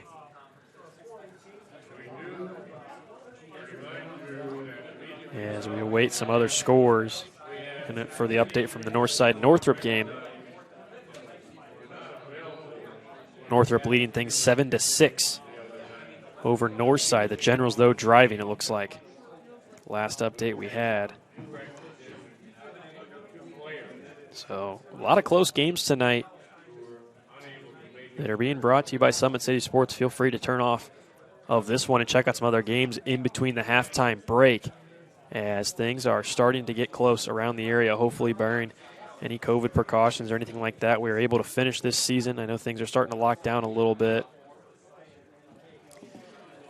Some teams running into some quarantining issues with players and lack of players, I guess, thereof, canceling their seasons. We hate to see that, but just the situation we are in. Lucky to at least got the regular season underway and through. We'll see how that affects the postseason. But first, let's shout out the people that help pay the bills around here and get you a look at our sponsors. Like to remind everybody today's broadcast is being brought to you by SummitCitySports.com. Follow us on Twitter at 260Sports, like our Facebook page, Summit City Sports. And be sure to subscribe to our YouTube channel. The Kelly Automotive Group is Indiana's #1 automotive group with over 1,000 new vehicles and 500 pre-owned vehicles to choose from. Please visit DriveKelly.com. Simple, transparent, and reliable. Tom Steel Tire has been servicing the Fort Wayne area for over 40 years. They'll help you find the perfect tire for your vehicle and other auto repair services like brakes, wheel alignment, engine diagnostics, and more. The Big Eyed Fish has been around the Northeast Indiana area for generations. Like their Facebook pages for updated promotions. Enjoy the best fish in Fort Wayne in a family-friendly environment at the Big Eyed Fish. You're invited to join ProFed Credit Union, where we get to know you to better serve you. Sign up online in 5 minutes or stop by a branch. Join ProFed today and start owning your financial future at profedcu.org. At Ottenweiler Contracting, we invest in our customers by providing peace of mind during the entire process from bid to build. Visit OttenweilerContracting.com. Summit Volleyball trains and builds the highest quality volleyball players in the area. From ages 5 to 18, our players are equipped with elite-level skills and a foundation of life skills. Jump on board together. We can reach the summit. Anderson Heating and Cooling or Air Conditioning is dedicated to providing the best possible solution for your home or business. Visit AndersonCoolHeat.com. El Azteca Mexican Restaurant has been a Fort Wayne favorite since 1973. El Azteca Mexican recipes are sure to tantalize your taste buds. Visit El Azteca Restaurant.com. iCryo specializes in whole-body cryotherapy, body sculpting, cryofacials, infrared sauna, and compression therapy services. Check out Jalen Smith's signature location on Coliseum Boulevard by Blaze Pizza. Parkview Sports Medicine continues to lead the way in Northeast Indiana Our specialized sports medicine team offers direct access to physical therapy and sports physicians in our new Parkview Ortho Express Clinic, located at the Sport 1 Parkview Fieldhouse. No referral needed, saving you time and money. Visit ParkviewSportsMedicine.com to learn more. At Parkview Sports Medicine, it's game on. We serve every level of athlete with our integrated sports medicine team, including the region's only specialized athletic rehab facility. Learn more about our services by logging on to ParkviewSportsMedicine.com.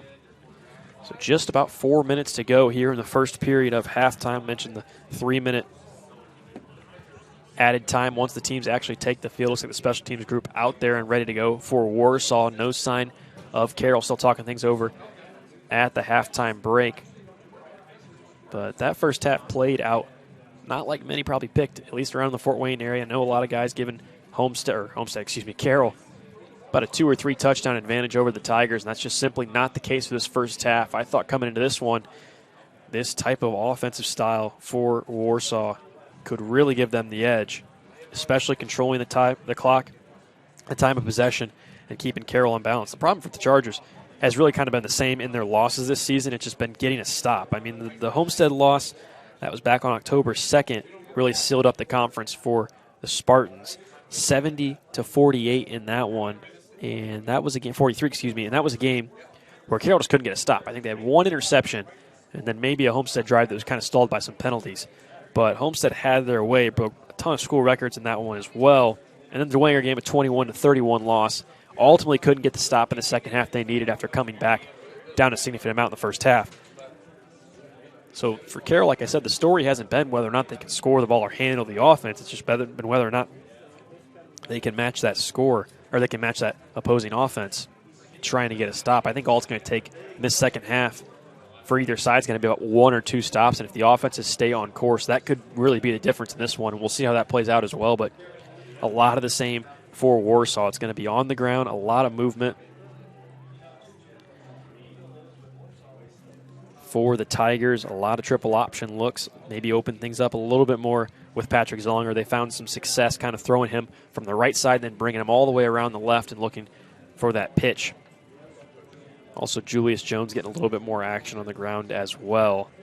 But I've been really impressed with Aaron Green and just his ability tonight to conceal that ball until the very last second and make the decision. That's such a tough location. That's such a tough spot, really, in this triple option look, is where the quarterback, because you ultimately control which side of the field the ball goes to, where that look's going to go, and you have about 3 or 4 looks throughout the process that you have to decide on. And it's all about making the right read, and so far tonight Aaron Green has done that, whether it's been on the ground, he scored a touchdown through that, or pitching it off to the left side. Interesting thing for Warsaw is they've only had to throw the ball twice tonight, so they failed to pick up a 4th down conversion. That was Carroll's 1 stop of the game. Defensively, at least as far as the drive goes, for Warsaw, and then they were able to pick up a big 3rd down conversion through the air as well. And for Carroll, it's been a lot of the same. They've tried to kind of stick it on the ground, but I'd imagine they go a little bit more away from that here in this second half. Try to reestablish the air attack and really do what they've been able to do all night long. Jamison Coverstone has been a little bit more active than in past weeks. They've kind of thrown him off to the right side and tried to look for a pitch. He is very dangerous when he gets some open space. But that will wrap up the halftime coverage. We're going to take one more break before we come back. And when we come back from the break, we'll be live second half action from Fisher Field at Warsaw High School. Don't go away. We've got a good finish in store.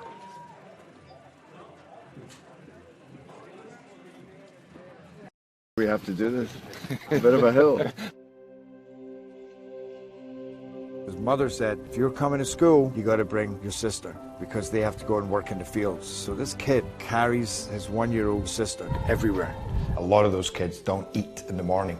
A lot of those kids, the only place they do eat is at that school. I thought going up that mountain, Manny's meals can reach everywhere that there's a hungry child. You see what happens after a simple meal? It just came to life. Love reaches everywhere.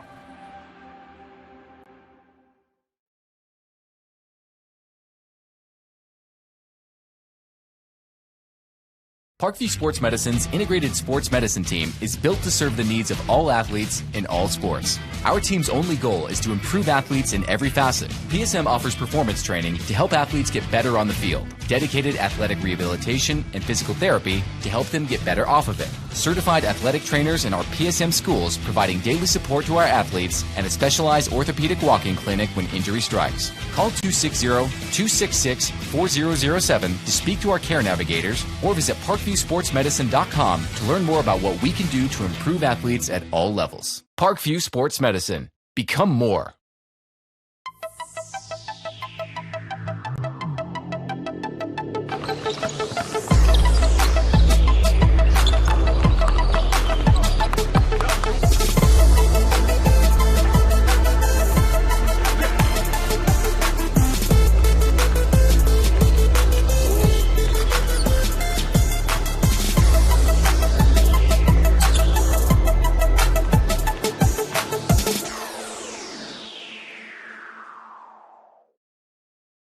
Joint pain, sprains, strains, or a possible broken bone? Make the Parkview Ortho Express walk-in clinic your first stop when you have an orthopedic or sports injury. Call 260-266-4007 for more information. Welcome to the Summit City, home to the 260's dedicated high school athletes and fans. Each victory and celebration captured by our cameras. Treasure the highlights from the Summit Athletic Conference this season, or complete games live or on demand. After all, nobody's more proud to call Fort Wayne home than SummitCitySports.com. I was once a Southside kid who was led on a journey by high school football. A journey that taught me discipline, toughness, and the skills that made me a success. As a businessman with a CPA license who owns his own firm, I still use the building blocks of high school sports in my everyday life. Someday sports will end no matter what level you reach, but you will be left with the skills to compete in the next game, the game of life. Joint pain, sprains, strains, or a possible broken bone? Make the Parkview Ortho Express walk-in clinic your first stop when you have an orthopedic or sports injury. Parkview Ortho Express, located at the Sport One Parkview Fieldhouse, gives you access to quick care and orthopedic physicians when you need it most. Get x-rays, treatment, and referrals to Parkview Care, all in the convenience of a walk-in clinic. Call 260-266-4007 for more information. Thank you for watching Summit City Sports. To help broaden our coverage, we're asking you to become a monthly sponsor to our Patreon account. We produce weekly highlights and live video broadcast. When the Homestead girls golf team won its first state title in program history, we were there. When Fort Wayne brought back 3 state titles in cross country, we were there. We believe in sharing positive stories and setting the standard for how high school sports should be covered. Join us and donate today. This is an invitation to join a movement propelled by people who care and members who have a share in the place they bank. Good morning, Sam. So when you have the chance to get your first home loan, you know an expert will guide you every step of the way. Or when it's time to buy your new car, you'll be treated like more than just a credit score. Good news, ProFed can get you that payment. This is an invitation to a place where simply belonging can help enrich your whole community. ProFed Credit Union. You're invited.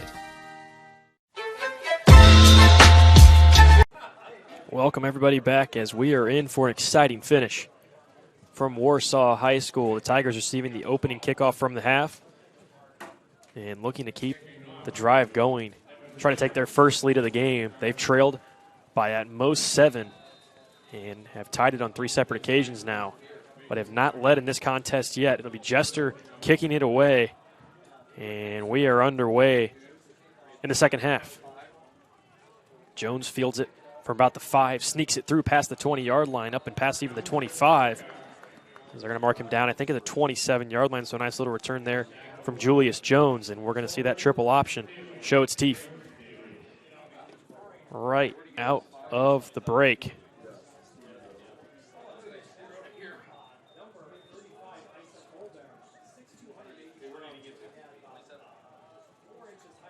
Really impressive what this offense has been able to do for the Tigers tonight. Controlling the time of possession, controlling possession in general, rather, and being extremely effective.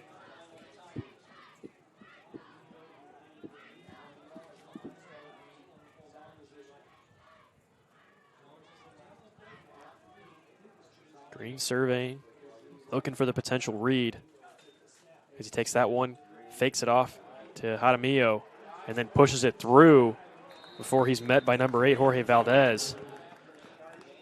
And it might be about a gain. That's actually going to give him the first down. So Aaron Green has been really impressive tonight, calling his own number. A lot of power there from the quarterback position, as he powered it all the way through for a first down on that one. This Carroll defense got a bit of a break there at halftime, but Green and this offense have wore them down considerably. You're seeing a lot of substitutions, especially on that front four for Carroll. Green takes a snap, fakes it off to the right side, now tucks and holds this way. He'll keep his own, or he'll call his own number again. Not quite the same result, but still a nice gain of about 7. Bringing up a 2nd and short. And this is really where the Tigers like to operate. Just calm, cool, collected, taking all the time they need. This is a type of offense that can really carry you in the postseason just because of the rarity of seeing it being ran this well at the high school level. Not a whole lot of teams can execute like this, and it's hard to defend when it's executed this well. Green off to the right side now, or left side rather, holds it and finds it through, crosses midfield, picks up plenty for the first down and more, now into Carroll territory. Not a whole lot of resistance from this Carroll defense.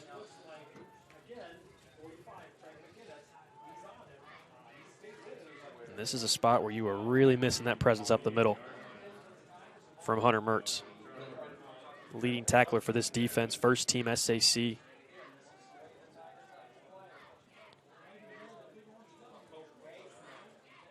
Green's called his own number a couple of times this drive. Going to do it once again, maybe looking for the pitch now, finds it up the middle. Tried to cut back to the right side before being brought down, but another gain of about 6 or 7. 10:08, clock continues to run here in this third quarter. Give him a gain of 7. So 2nd and 3 at the 41 of Carroll. Warsaw looking to take its first lead in the contest. They've tied it 3 times and trailed by at most 7, but have not led yet.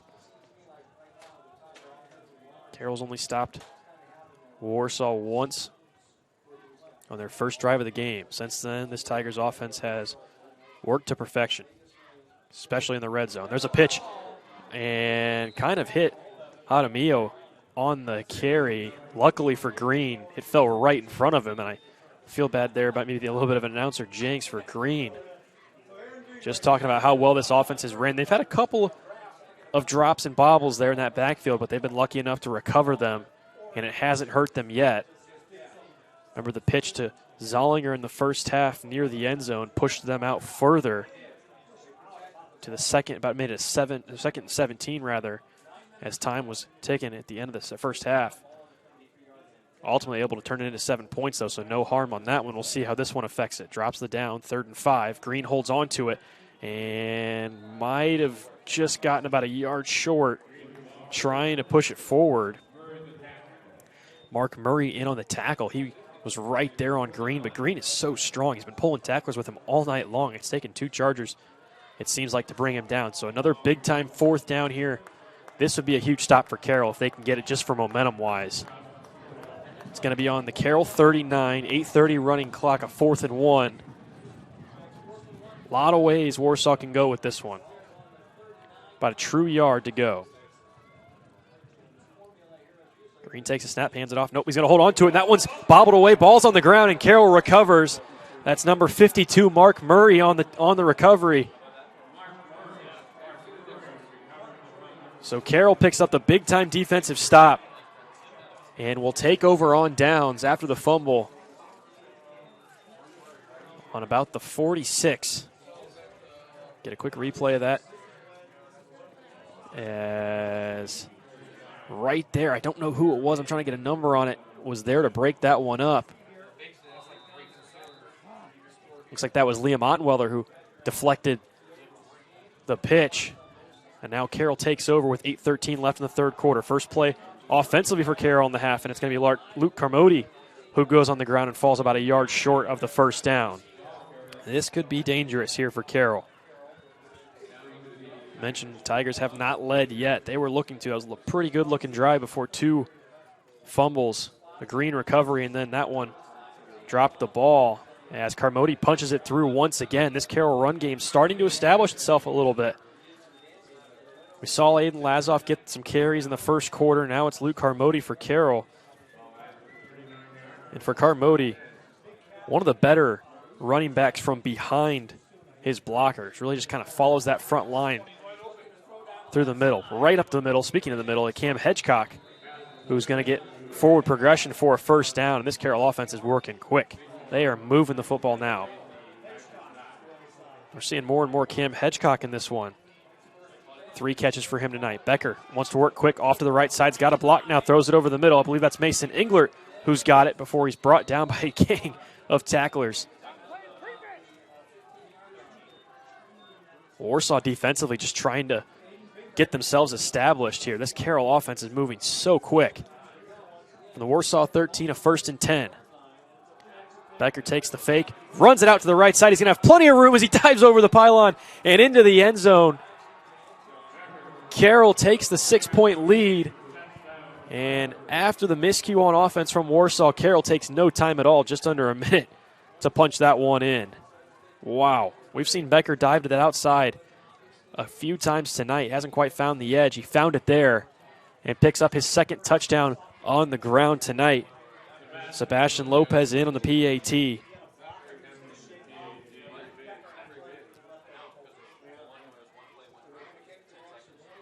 Lopez punches it up and through, and Carroll retakes a 7-point lead with 7:15 left in the 3rd quarter. So we'll take a quick break here on Summit City Sports. We come back, Warsaw receiving as they look to even things up once again. About the place that it put us, and the quarantine hit, and we knew we had guys that were going to work hard at home, but just the idea that we could get a lot of them together working hard at a location with people that know what they're doing was really beneficial. And I think that training did a great job for those guys to kind of get the ball rolling for them, and they came back in the end of June, early July, and it's like they hadn't missed a beat. They were flexible, they were fast, and ready to lift and run and start playing football, so it was a huge benefit for us. To gain an edge on your competition, it starts with a free one-on-one performance assessment. Call 260-266-4007. Parkview Sports Medicine. Become more. Welcome to the Summit City, home to the... Back here at Warsaw High School, 3rd quarter action. Balin Height, Brandon Porter on the camera. Carroll took no time at all, just about a minute to punch that one in. It was a Jeff Becker 13-yard touchdown run. His 2nd touchdown on the ground tonight. And now Carroll with a 7-point lead once again. That is the largest lead of the game for the Chargers. Jester kicks it off. Jones on the return. Gets tripped down near the 20-yard line. And I want to go back to that fumble before that Carroll drive. It was Liam Ottenweller who got the deflection off the pitch as Green gets charged with the fumble. And Mark Murray on the recovery. That could be a play we come back to at the end of this one that might have had a big decision in the final score just because of Carroll's inability on defense tonight to be able to get a stop and slow this offense down.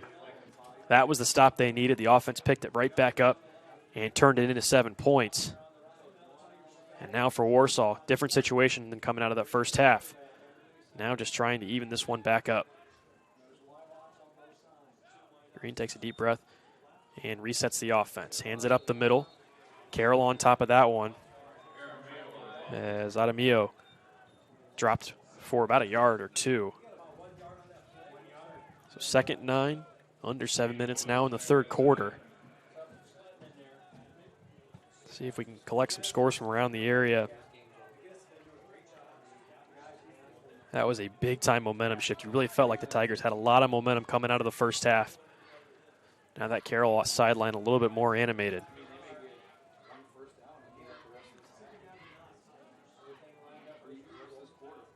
Homestead takes the lead over the Panthers at Homestead as Green, they got to be careful right there if you're Carroll.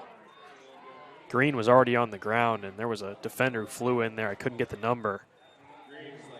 That was very close to helmet. Instead, it's just a 1-yard gain for Warsaw. Carroll fortunate there's no yards tacked on after the play. got to stay disciplined here in postseason football. That goes without saying. Maybe see a pass play here. Just 2 pass plays. A near jump from Carroll, and then a good job by that Warsaw front line and Aaron Green throwing him off the cadence. That's a lot of motions to work with and a lot of moving parts. So now a 3rd and long, all of a sudden going to turn into a 3rd and short. Makes the Warsaw a little bit more comfortable working in this situation. They go to the sideline, get the call. Now Green surveys. Sends Jones out in motion. Now he'll keep it himself as Green fights forward and just slips the gap.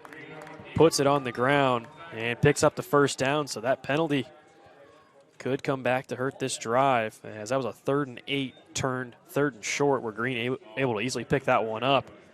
Mentioned we might see a pass attempt out of that situation for Warsaw. Only 2 attempted passes tonight.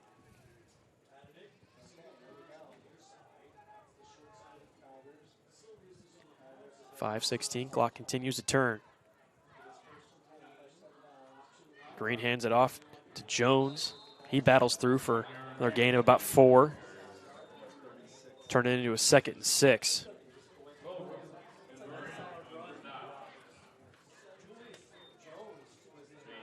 Just waiting for the moment that Warsaw starts to open up the outside of this option.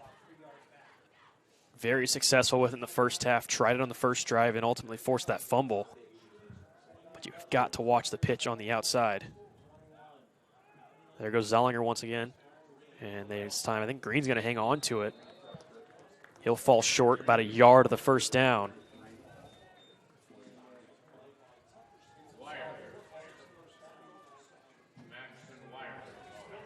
Max Wired in there on the tackle. We've called his name a few times tonight. It's taken a big collective effort from this linebacking core to fill in the gap missed by Hunter Mertz's presence. And there's going to be the keep for Green. It's going to push the pile a good 2 or 3 yards past the first down marker. So another 3rd and short converted. Only helps that percentage. Warsaw converting 57% of their 3rd down conversions this season, 59% on 4th down as well. Very comfortable working in that 3rd, 4th down in short range. And they don't turn the ball over too much either. Looks like we got an official timeout here. Let's see what we're figuring out.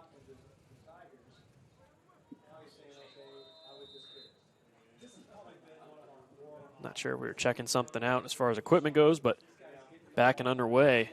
The clock's running once again. Handoff goes off to Adamio. And he'll grab 3 or 4 yards. If you watch in the secondary, the deception kind of by this triple option, that front 5, those linemen for Warsaw will just kind of almost mock and kind of push the play as if there's a big play breaking out, and that keeps that secondary from cheating and playing closer to the line for Carroll. Make it play like a big play's coming to their side, or whoever's got the possession is open wide. Many aspects that make this triple option work so well. Green goes on the keep, and Carroll's all over that one. Faked the handoff. Now Green starting to call his number a little bit more than we saw in the first half. And a couple of Carroll defenders were there on that one. Might have picked up a yard on that one. Make it a 3rd and 7 from the Warsaw 48. And 2:42 left this 3rd quarter. Moving pretty quick.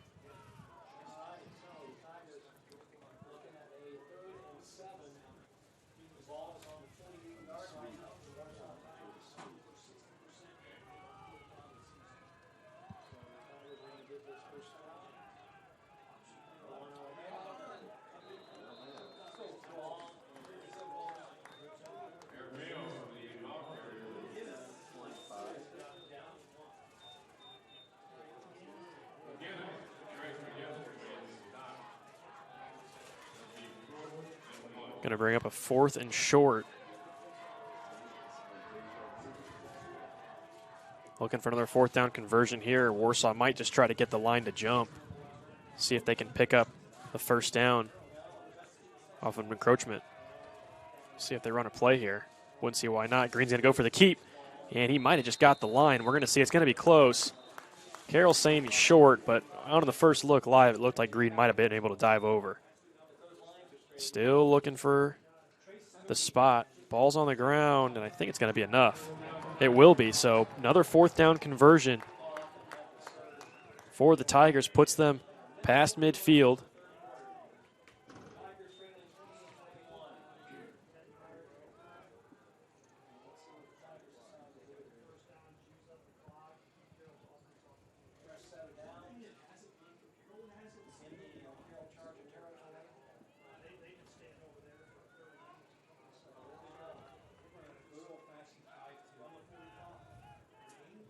Handoff goes up the middle. Nope, it's going to be a keep, and it's going to throw off to Zollinger.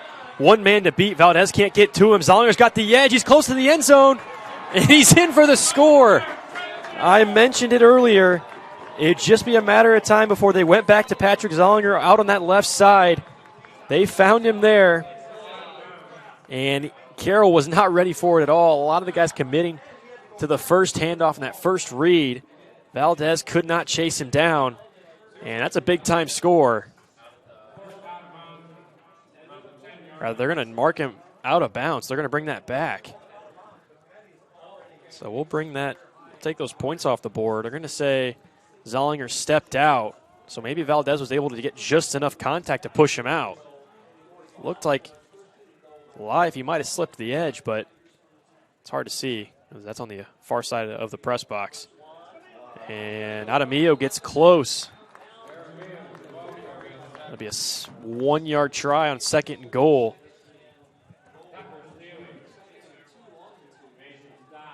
Make it a 2nd and 2. So 2 yards to go, under a minute, clock starts to run.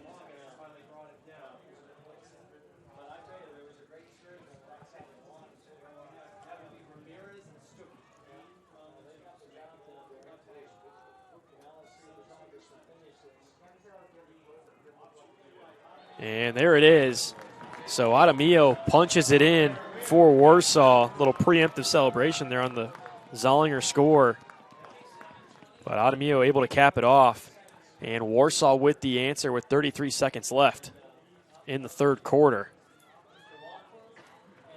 Wampler in to try to convert the PAT and tie it up. Tigers looking for their 4th tie of the game. It's been a back-and-forth game all night long. The score brings Warsaw closer to its season average of 33 points per game. Snaps down. Wampler's kick is up and good. That knots it back up, 28-28. Carroll's been scoring. Warsaw has been there with the answer. 33 seconds left in the 3rd quarter. Chargers about to get the ball right back on offense.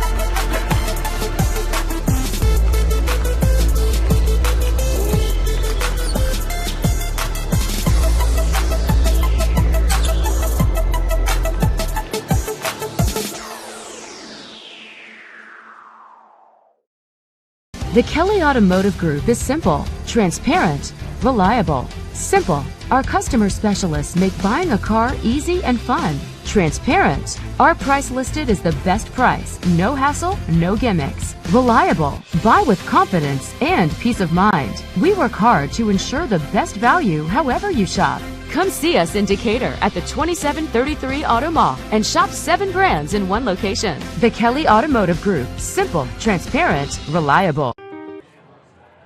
Back at Warsaw High School, 33 seconds left in the 3rd quarter. Juan Adamillo punched it in from 2 yards out to cap off the game-tying drive for the Tigers. Carroll still playing a little closer as they're watching for that potential onside kick. Short kick lands about the 15-yard line before Carmody picks it up. And he's brought down right there. Might have picked up about 2 or 3 yards from the spot of the recovery. The Carroll offense will take over on their own 16-yard line with 30 seconds left in the third quarter. This game might end with the winner having the ball in their hands on the last possession of the game. It's just going to depend on how this time of possession plays out for either side.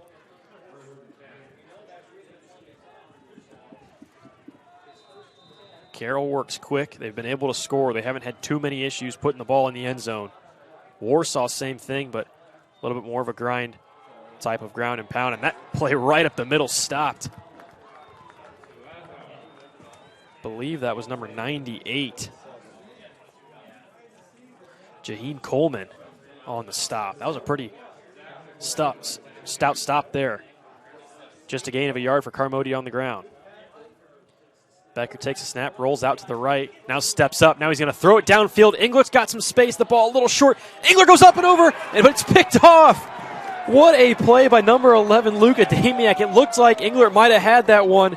That's a big-time stop. Interception number 2 for Adamiak. And that was another jump ball that Adamiak came back over and played perfectly. I thought it was in Englert's hands. The ball disappeared from our view. And the Tigers are going to take over on their own 36. So that's about as good as a punt for Carroll. Wow, what a play. 2 interceptions now for Adamiak. A big-time game against this tough Carroll receiving corps. 6'5", 175, and he's using all that frame tonight. That could be a play we look at the end of this one. Warsaw needs to answer here, though, looking for their first lead of the game. They are content with taking as much time as they need as well. That one right up the middle. Adamio, plenty of space. Powers it down to midfield. And now this offense is starting to look sharp. That will take us to the end of the third quarter. Warsaw looking to take their first lead of the contest after the 3rd interception for Jeff Becker tonight. We'll take a quick break as we enter the fourth quarter. Don't go anywhere. You're watching Indiana High School football on Summit City Sports.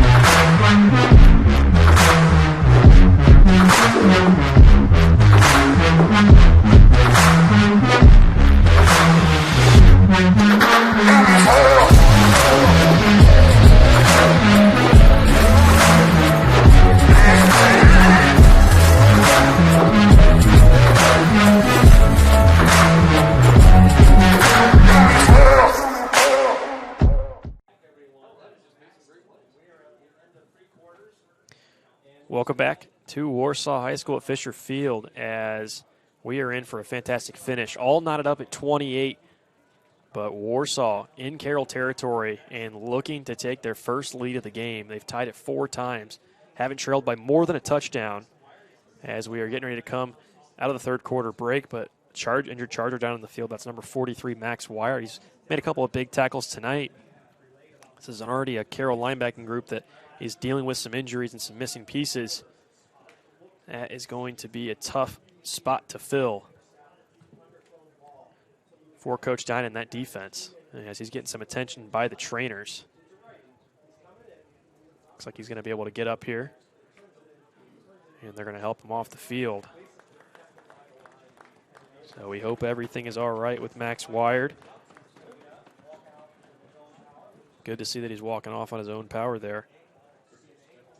Might be favoring that ankle a little bit.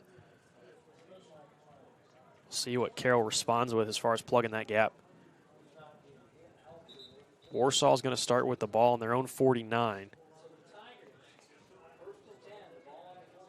Adamio with the big-time pickup on the ground. right before the break.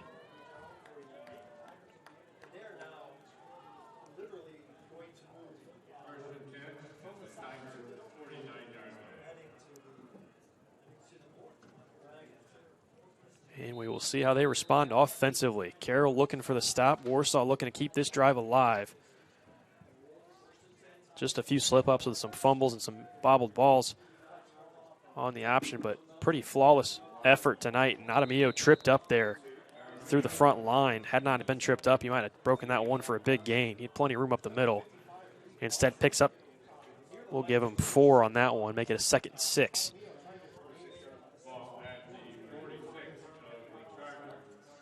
Warsaw now in Carroll territory, though, at the 46.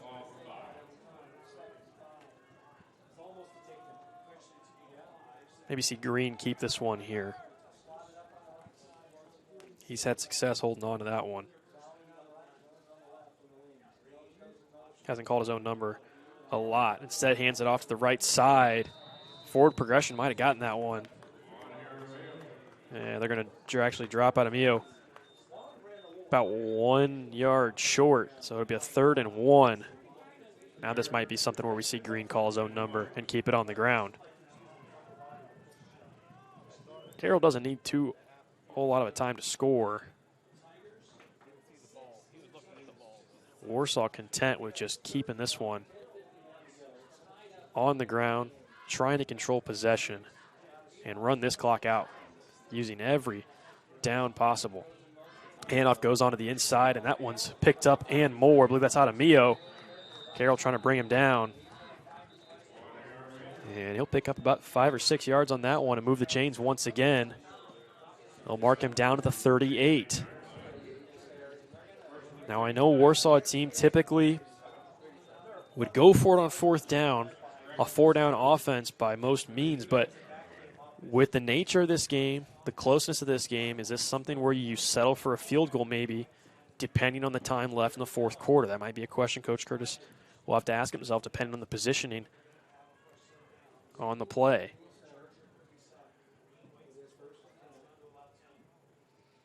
Green hands it off. Plenty of room for Adamio, gets tripped up.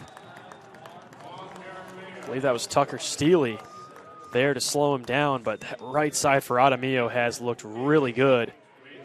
Remember, that's a spot where they're missing Max Wired, Hunter Mertz now. That is a hole in the defense, and Warsaw's going after it. So another 1st down conversion. And the clock continues to run. Very quick time, or very quick game. 2:12 is what we've got at the recording. And 9:42 left in the 4th quarter. That's pretty quick as far as high school football goes. Green hands it off to the inside. And I think that might be Jones. Nope, check it. Adamio brought down. Maybe a pickup of about a yard, maybe 2 they'll give him. They'll give him about a yard, so they'll mark it 2nd and 9 from the 22.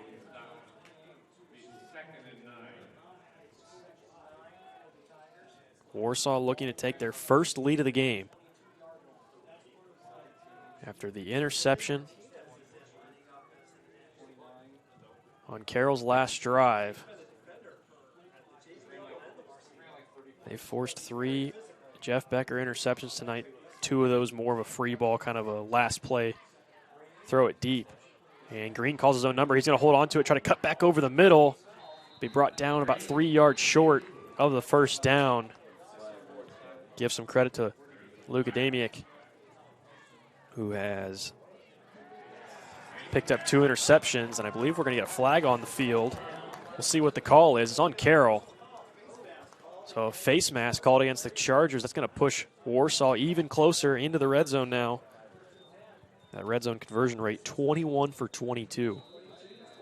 Does not spell well for opposing defenses. And they are knocking on the door. 8:42 left in the game. Warsaw looking to take the lead and potentially advance to play the winner of Snyder and Homestead next Friday night. Goes on the ground to Adamio, and Carroll ready for that one. That might be a loss, a rare loss for this Warsaw defense. Maybe lost about a half a yard, they'll mark it. Ottweiler in on the stop for Carroll.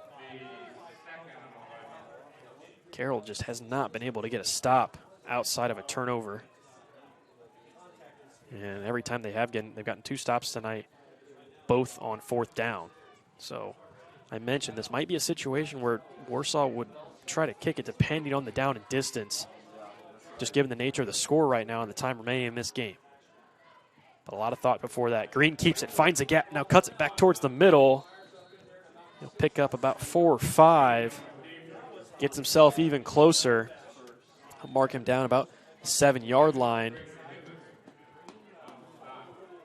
Set up a 3rd and 7, or 6 rather.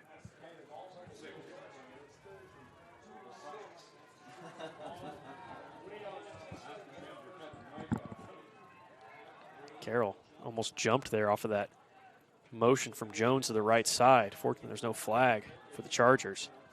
This is a big-time 3rd down. Play clock down to 8, 7. Green's got to get a snap. They'll send Zollinger off to motion. They're going to flip it right to him. Carroll looked ready for it, but there's a block out the left side. Zollinger into the end zone, and he scores. Warsaw takes their first lead of the game.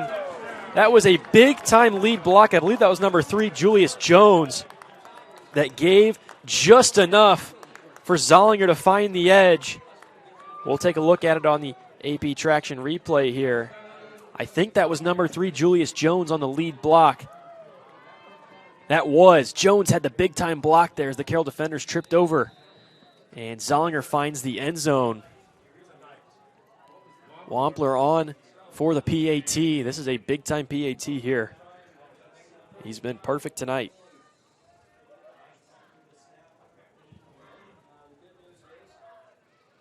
Snaps up a little high on the ground, though, and Wampler punches it through. Up and in, so Warsaw takes their first lead of the game. Carroll trails by 7 for the first time tonight. 6:59 for Carroll to work. We'll take a quick break on Summit City Sports when we come back. It'll be the finish of the Sectional 3A semifinal. About the place that it put us, and the quarantine hit, and we knew we had guys that were going to work hard at home, but just the idea that we could get a lot of them together working hard at a location with people that know what they're doing was really beneficial. And I think that training did a great job for those guys to kind of get the ball rolling for them, and they came back in the end of June, early July, and it's like they hadn't missed a beat. They were flexible, they were fast, and ready to lift and run and start playing football, so it was a huge benefit for us. To gain an edge on your competition, it starts with a free one-on-one performance assessment. Call 260-266-4007. Parkview Sports Medicine. Become more. Welcome to the Summit City, home to the 260's dedicated high school athletes and fans. Each victory and celebration captured by our cameras. Treasure the highlights from the Summit Athletic Conference this season, or complete games live or on demand. Welcome back in to Warsaw High School Fisher Field. 6:59 left in the game. And Warsaw set to kick it away after taking their first lead of the game on a Patrick Zollinger 7-yard touchdown run. Wampler kicks it away. Carmody there for the recovery. Cleanly fields it. Now takes it up past the 20. Cuts it off to the left side. It picks up a few yards. Might have just got to the 30-yard line. I think they're going to give him the 31, actually. And that's where Carroll will start its drive. Down 7 for the first time in the contest. This is the first deficit for the Chargers all night long. And 6:53 is plenty of time for Carroll to score and even things up. This offense works quick. They've even got a one-play score in tonight's contest.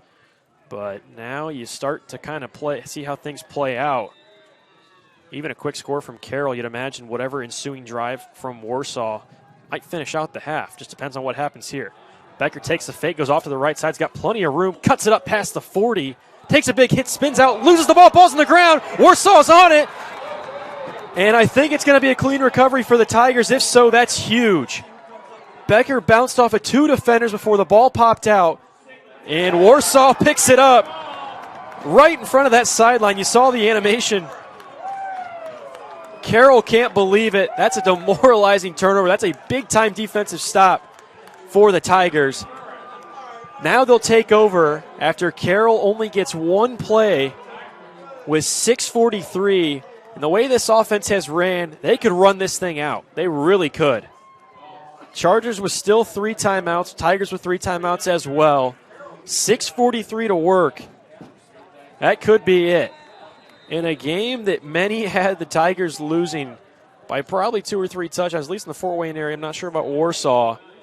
They have come out tonight and proved that when you run an offense this well, regardless of the style, regardless of the skill, you can take on anybody. Looking for their second sectional title in school history. And if they can run this clock out, they will have a chance at that next week against the winner of Snyder and Homestead. Still plenty of game left, but the way this offense operates, they can really wear down the clock. That's another 5-yard pickup, and as consistent as it gets for this offense.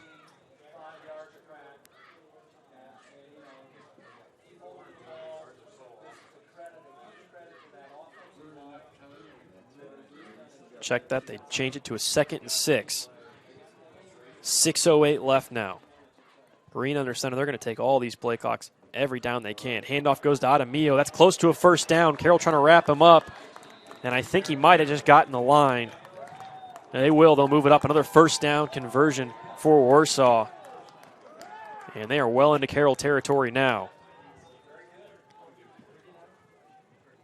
Reminder, this is the 7th meeting all-time between these two schools. All of those meetings in the postseason. The last time was in 2016. Warsaw won that contest 23-13. Carroll leading the series 4-2, but a win tonight would bring that close to even 4-4.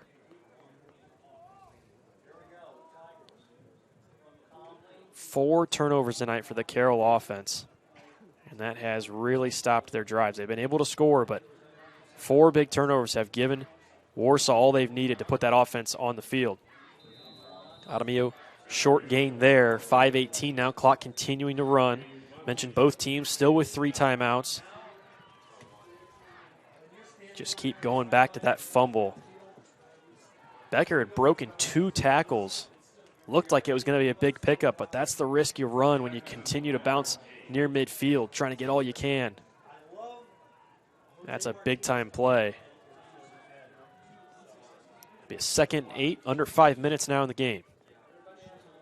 Play clock at 12, now under 10.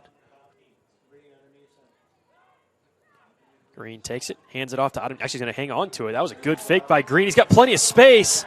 And I'll tell you what, if Bennett wasn't there, I believe that was Dylan Bennett, number 36, in on the tackle. Green might have cut that one up the middle, and that might have been the dagger. Green had so much space. Another first down.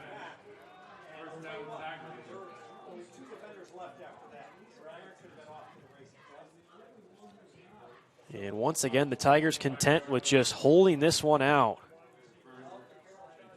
And for Jeff Becker and that Carroll offense, all they can do is watch on the sideline.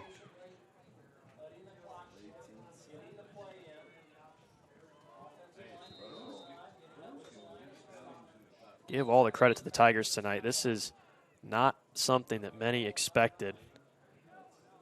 Looks like we got I don't know what we've got, maybe a little equipment issue there. Isaiah Cortillo's off to the sideline.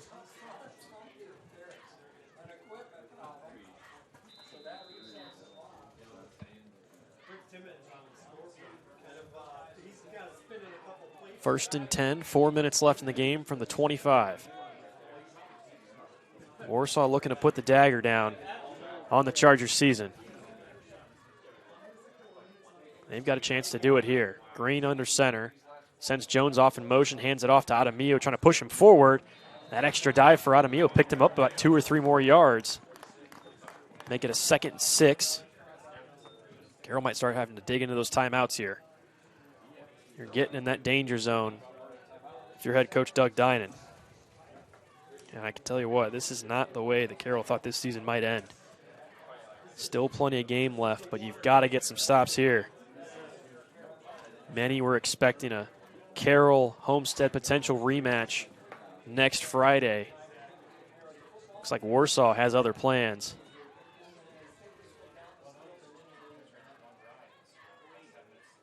Handoff goes to the inside out of Mio, close to a first down. He might have gotten it. I think he did. Just picks up the first down. And this Carroll defense is gassed. 3:01. Warsaw looking to punch their ticket to the sectional championship for the second consecutive year. Reminder, last year they beat Penn in the sectional championship, picking up their first sectional title in school history, and well on their way to trying to make it back-to-back and 2 for 2. Carroll can't get a stop here, and it's starting to bleed out this clock.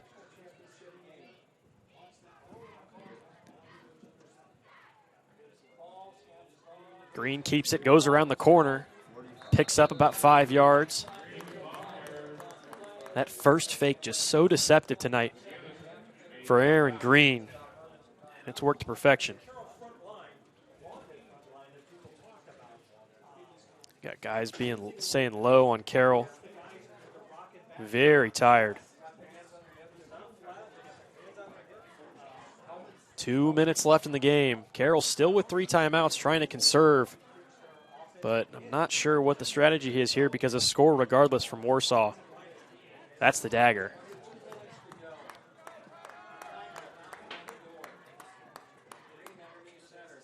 Handoff goes to the right side out of Mio. Bounce down. Might have picked up a yard.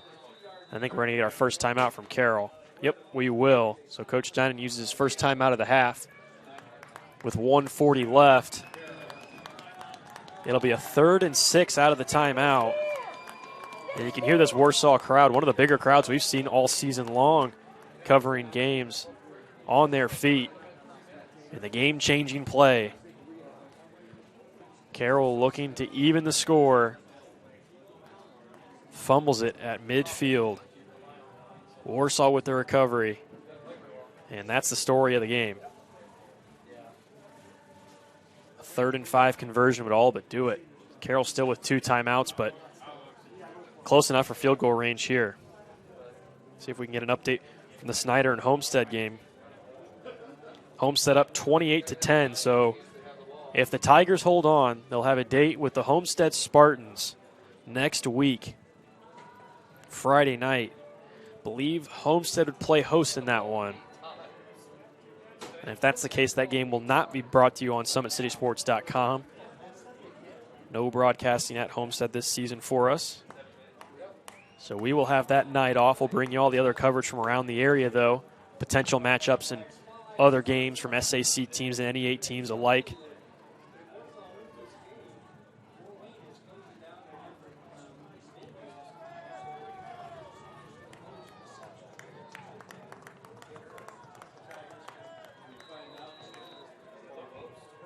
.140 left. Carroll with 2 timeouts. Needs to stop here on 3rd and 5. This is the play of the game for the Chargers. They still need to force some kind of stop. Cannot allow a score. Green sets it from under center. Surveys. Pulls the man off to the left. Holds on to it. Finds some space near the end zone and into the end zone. That's the dagger. Aaron Green caps it off. His 3rd score of the night. And Warsaw wraps up what's going to be a victory over the Carroll Chargers in impressive fashion. The defense stepped up. Many thought that the Tigers could not hang with the passing attack from Carroll. They proved otherwise. 3 interceptions tonight for Becker in that secondary. Did a good job of holding them off. And then the forced fumble near midfield with about 4 minutes left in the contest changed the game. Turnovers the ticket tonight for Carroll. Could not control the ball as Wampler caps it off with the PAT. He's perfect on the night. And this Warsaw offense puts an exclamation point on an upset win. Got about 1:35 left. Carroll will receive. And down by 2 touchdowns. You can't really do a whole lot here. Still 2 timeouts for the Chargers. Tigers still with all 3. Sure, Carroll can score quick, but You need some hope and some luck with an onside kick. You can't really stop with just 2 timeouts and 1:35 left. With whatever time would be left, you cannot really force a 3 and out or anything like that. Down 2 scores. Not a whole lot of time left for Carroll here. Imagine it'd just be some shots at the end zone, and that would be all she wrote for the Chargers season. For the Tigers, if they finish off these final minute and 35 seconds, they'll move to 8-2. They will move the all-time series to 4-3, and they'll pick up a 2-game win streak over the Chargers in that fashion as well in the postseason here. And for Carroll, their season would end at 7-3. They finished 3rd in the SAC. And tonight, that offense, that high-powered offense, 46 total touchdowns for the Chargers, just couldn't push it over the edge. Dealt with some turnover trouble. Now Carroll back to return this one with their actual formation. Just could not get the stop. That's been the case in all the Chargers games this season. Or Chargers losses, rather, in this season. As the squib kick goes up the middle, contacted there by Carroll. They got to be careful with that one as Coverstone picks it up and steps out of bounds with 1:33 left. So now it'll be some shots at the end zone for the Chargers. And if they score, pray for some type of deflection or onside kick recovery. But what a game for this Warsaw offense and really the defense. Defense isn't getting a whole lot of credit. It's hard to keep Carroll off the board in the fashion that they have. Just 28 points tonight for the Chargers, well below, almost 20 points below their season average per game. Carroll coming into this one averaging 47 points per game. And the Tigers wanted timeout. They just wanted to, I think, see how Carroll was going to line this one up. And for the Chargers, still chasing that sectional title that they have been missing since 2014. They won 3 straight in that run. 2012, 2013, and 2014 have not really been close since when you look at some of the championships where they've been back to the sectional championship, but haven't really had a whole lot of success running into the likes of Homestead and Snyder. Might remember a name, Drew Tranquil, former Notre Dame linebacker, now with the LA Chargers, a big part of that last sectional title run for Carroll. But Carroll has not had the postseason success recently that I know they wanted. Moved 31-36 all-time in the postseason with the loss tonight. Still some time here, and Carroll can score quick. We know that. Becker steps back, looks deep. Going to have to throw it out to Carmody. Good coverage downfield for Warsaw as he slips it up past midfield. Plenty of space to work and reverses field. So 1:23, still 2 timeouts for Carroll. You need the score and then the onside kick recovery to have any chance of tying this one. But I know with Carroll's type of offense, still not over yet. You cannot be sleeping here for Warsaw. So into Warsaw territory now, and Carroll's going to work. Throw it off to the left side. Open receiver and Coverstone. He steps out of bounds. Good work here by the Carroll wide receivers stepping out. They can put up points quick. You cannot fall asleep on defense here, but the 2-touchdown push, definitely a big blanket right now for Warsaw. Becker steps back, surveys off to the right side, looking for Englert. Now has to look over the middle. Gets Cam Hedgecock, and that one's tipped away. Very dangerous play right there. Easily could have been a free ball for that secondary, but just felt a little short as that one just went through Hedgecock's hands. A little hot off the hand from Becker as well.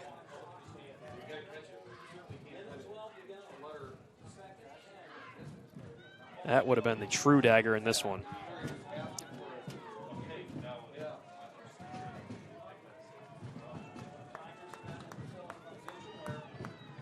Carroll working from the Warsaw 31, a 2nd and 10 with 1:12 coming. 2 timeouts left. Becker steps back, throws it off to the left side. That's Height who's wide open as he shoots out near the first down marker and out of bounds. Might have been about a yard short. See where they mark it. So 3rd and 1. That kind of sets up a tough spot for Carroll. You're in 4-down territory, obviously, regardless, but hadn't really had to think about making a conversion. Now I think we're going to get another timeout from Warsaw. We will. So the Tigers use their second time out of the half. They've got one remaining. Carroll still with 2. And 1:05 left to play.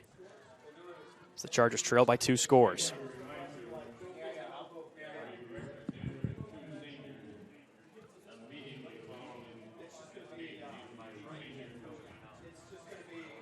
Chilly night as well into the second half. Temperatures drop into the 30s. No rain, thankfully. We've had some rain this week in the Northeast Indiana area.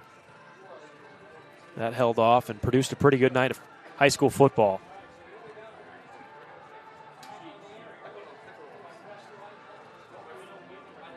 Warsaw trying to get the correct personnel out there, making sure everybody's in the right spot. You can't sleep against Carroll here. Carroll got the ball with 1:35. They've taken that 30 seconds to work it down to the 21 of Warsaw. Still need to work some type of onside kick, obviously, to have any chance in a score here, but Carroll trying its hardest.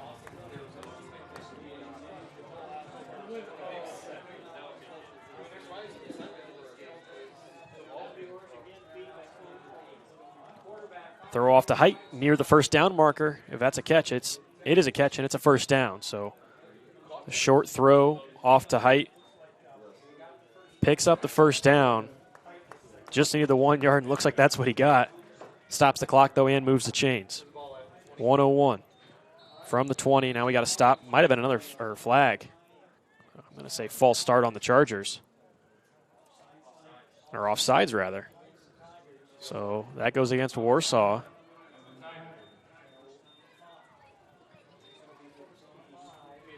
And that puts you 5 yards closer, I guess.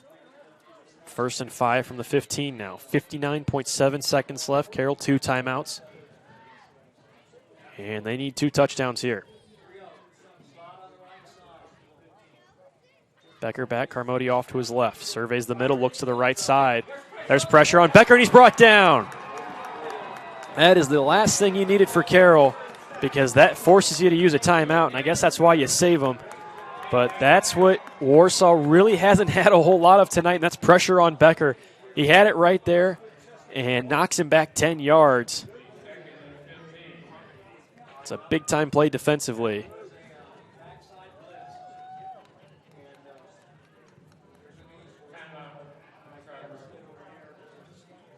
Carroll takes the timeout with 52.5 seconds left.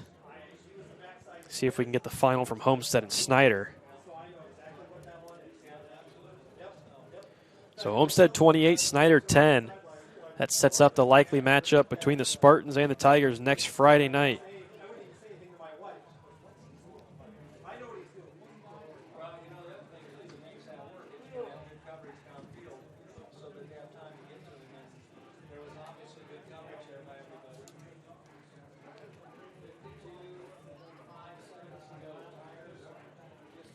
Wayne loses to Delta. See if we can find some other scores from around the area on our post-game recap. Becker drops back, throws it off to Hedgecock. A little bit of a screen, but Warsaw was all over it. Hedgecock found some space, though. Now bouncing to the left side near the first down marker. That was an interesting little play call there from Carroll, as it was a screen to Hedgecock.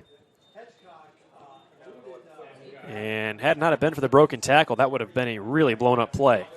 Makes it a 3rd and 3 from the 13. 41 seconds left. 1 timeout for each team. Time running out on Carroll's season. They need a lot of things to go right, and for Warsaw, you just got to keep them out of the end zone twice. Becker looks to the right side. Now some pressure. More pressure for Becker, looking for a swipe. And Becker gets nailed. Ball's on the ground. It's recovered by Carroll. Flags on the field. Becker got hit pretty hard. Warsaw was hunting for the fumble the whole time, and they got it. Now there's a man down on the 13. So I think it's going to go on Warsaw. The penalty will, at least. I think they're both on the. I think there's 2 flags on the field. Looks like maybe both on the Tigers. Carroll's moving forward. Assume would that would give them the first down, it will. So Carroll gets the conversion on the first down, despite the blown-up play and the fumble on the ground. So the tough part is got got to spot the ball. Looks like they have been able to do that. Sets up a 1st and goal from the 8. 32.4 seconds left. Clock continuing to run after the fumble. 30 seconds now. Carroll's got to go. They got to figure it out where they want their guys at. A lot of motion. They're going to look off to the left side. More pressure coming on to Becker. Tries to throw it in the end zone. That's, I believe, caught. It is. Catch in the air for Jamison Coverstone. Gets Carroll a little closer, but with 18.6 seconds left, all it does is probably make the end result look a little closer. Carroll still needs the onside kick recovery and probably a Hail Mary. They got 1 timeout left to do it. Got to make sure your personnel are right here on this is an important PAT, potentially. Lopez set to kick. Snaps a little high. Lopez sends it up and through, and good. So that makes it a touchdown lead for Warsaw. The ensuing onside kick try coming for Carroll. And all of a sudden, it's going to make this last play of the game rather interesting. All the Tigers need is to fall on the ball, recover, and this victory well in hand, taking them to a matchup with the Homestead Spartans next Friday night. Cannot allow a deflection to get into the hands of a Charger. Carroll would probably have 10 seconds and a timeout to work with. It'd be a Hail Mary try, maybe two attempts at the end zone, and that's just to tie it up.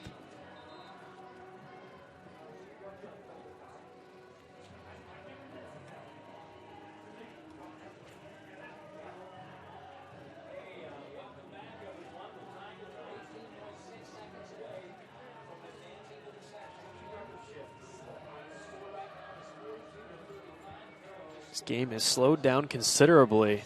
We were on a hot pace. Carroll keeping it, or Warsaw rather, keeping it on the ground. And now we've started to slow down as this game's gotten closer. 18 seconds left. Carroll needs the onside recovery to keep their season alive. Looks like it's going to be Jester out there. We'll see what kind of magic he works up. Got both sides stacked pretty heavy. Maybe a little more favor to that left side. Once again, Carroll needs an onside recovery to keep the season alive and a chance at the end zone. Jester keeps it on the ground, looking for a turnaround and into the hands of who else? Luka Damiak, who has 2 interceptions tonight. It falls on him, and Warsaw will move on. Just a couple of plays here to pump this clock and move it on. 17 seconds left in Carroll's season, and congratulations to the Warsaw Tigers. They move on to face Homestead next week. Warsaw coach is moving on behind us after sitting up on top of the press box calling the game. Very excited, of course.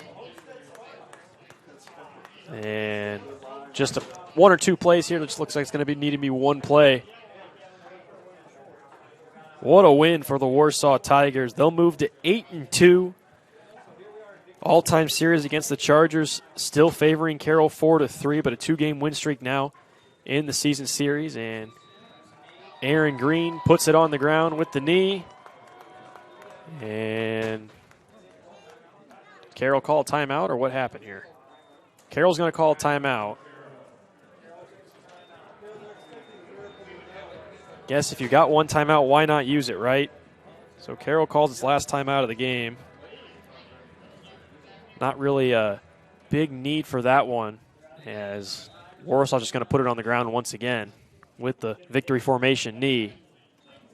And the old school versus the new school. The old school prevails as the triple option, too much for the Carroll offense. A couple of timely turnovers as well for Warsaw.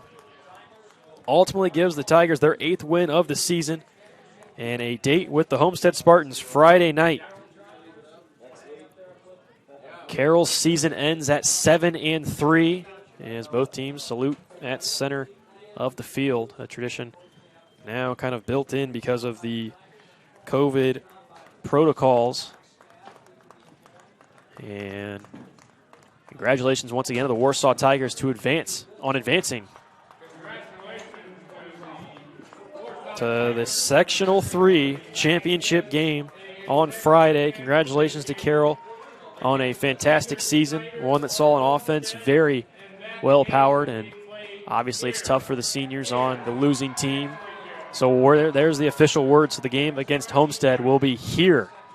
So I thought the Spartans would host regardless of the winner of this game. It's in fact actually Warsaw who will be the host. So the Spartans going to have to make the about 45-minute drive up north to Warsaw to try to keep an SAC team alive and a chance at the sectional. We will wrap things up, though, from there, as we will try to get a recap of this one briefly and then get us on our way as get a little bit of a game recap here as we'll start things in the first quarter. It was a 1-yard touchdown run for Jeff Becker. That gave Carroll the 7-point lead with 9:28 to go in the first quarter. Carroll actually led at the end of the first quarter 7-0. And Warsaw tied it up 7-7 on a 31-yard touchdown run with 10:23 to go. Luke Carmody answered from the 6-yard line. 14-7 Carroll with 8:51 to go in the second quarter. Warsaw, about 4 minutes later, scored on their own 6-yard run to tie things at 14-14. Then it was the 1-yard catch and throw. Becker to Englert for 58-yard touchdown pass. It was 21-14 Carroll with 4:27 to go in the second half. Warsaw then scored on a 4th and goal with time pretty much expiring in the first half to even things up. 21-21 was our score at the half. Carroll then forced a big-time fumble on the first drive for Warsaw the second half. Carroll then would have go on to score a touchdown on the ensuing drive, make it 28-21, Carroll 7-25. Here's where Warsaw starts to make the comeback, Warsaw 28-28, 33 seconds to go with the score. Aaron Green took it, or Patrick Zellinger took it in for the score. Warsaw then took their first lead of the game, 35-28 with 6:59. That was an Aaron Green touchdown. Carroll turned it over on their first play of the next drive, trying to answer. And Warsaw took 9 plays to go ahead and score with 1:35 left. Carroll would get the touchdown to Jameson Coverstone, make it 42-35, but purely academic, as that was not the actual closest of the game. Pretty close game back and forth, I should say, rather. But Carroll couldn't convert the onside kick.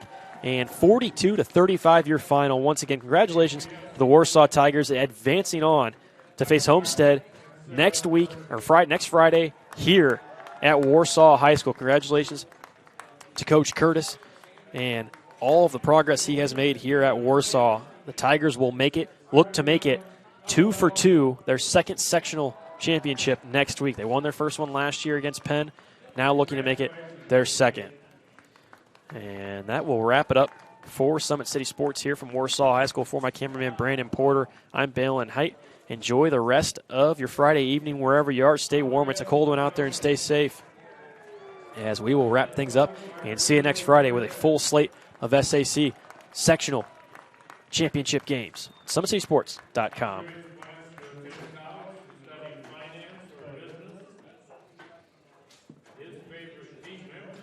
We have to do this. A bit of a hill. His mother said, if you're coming to school, you got to bring your sister because they have to go and work in the fields. So this kid carries his 1-year-old sister everywhere. A lot of those kids don't eat in the morning. A lot of those kids, the only place they do eat is at that school. I thought going up that mountain, Mary's meals can reach everywhere that there's a hungry child. You see what happens after a simple meal? It just came to life. Love reaches everywhere.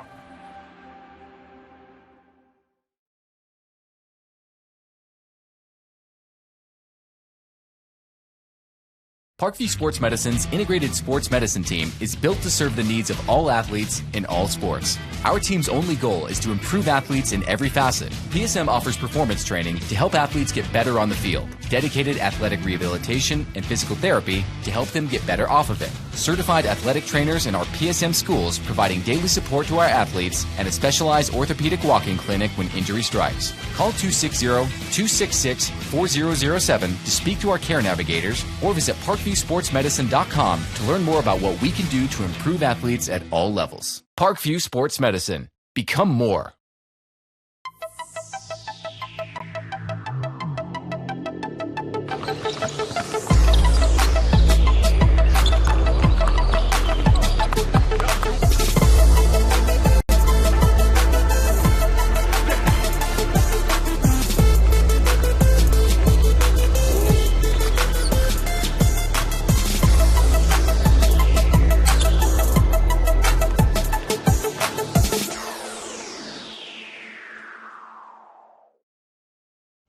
Joint pain, sprains, strains, or a possible broken bone?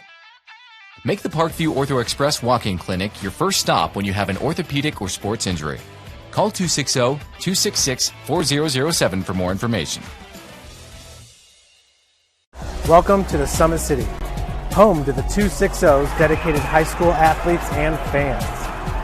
Each victory and celebration captured by our cameras. Treasure the highlights from the Summit Athletic Conference this season, or complete games live or on demand. After all, nobody's more proud to call Fort Wayne home than SummitCitySports.com.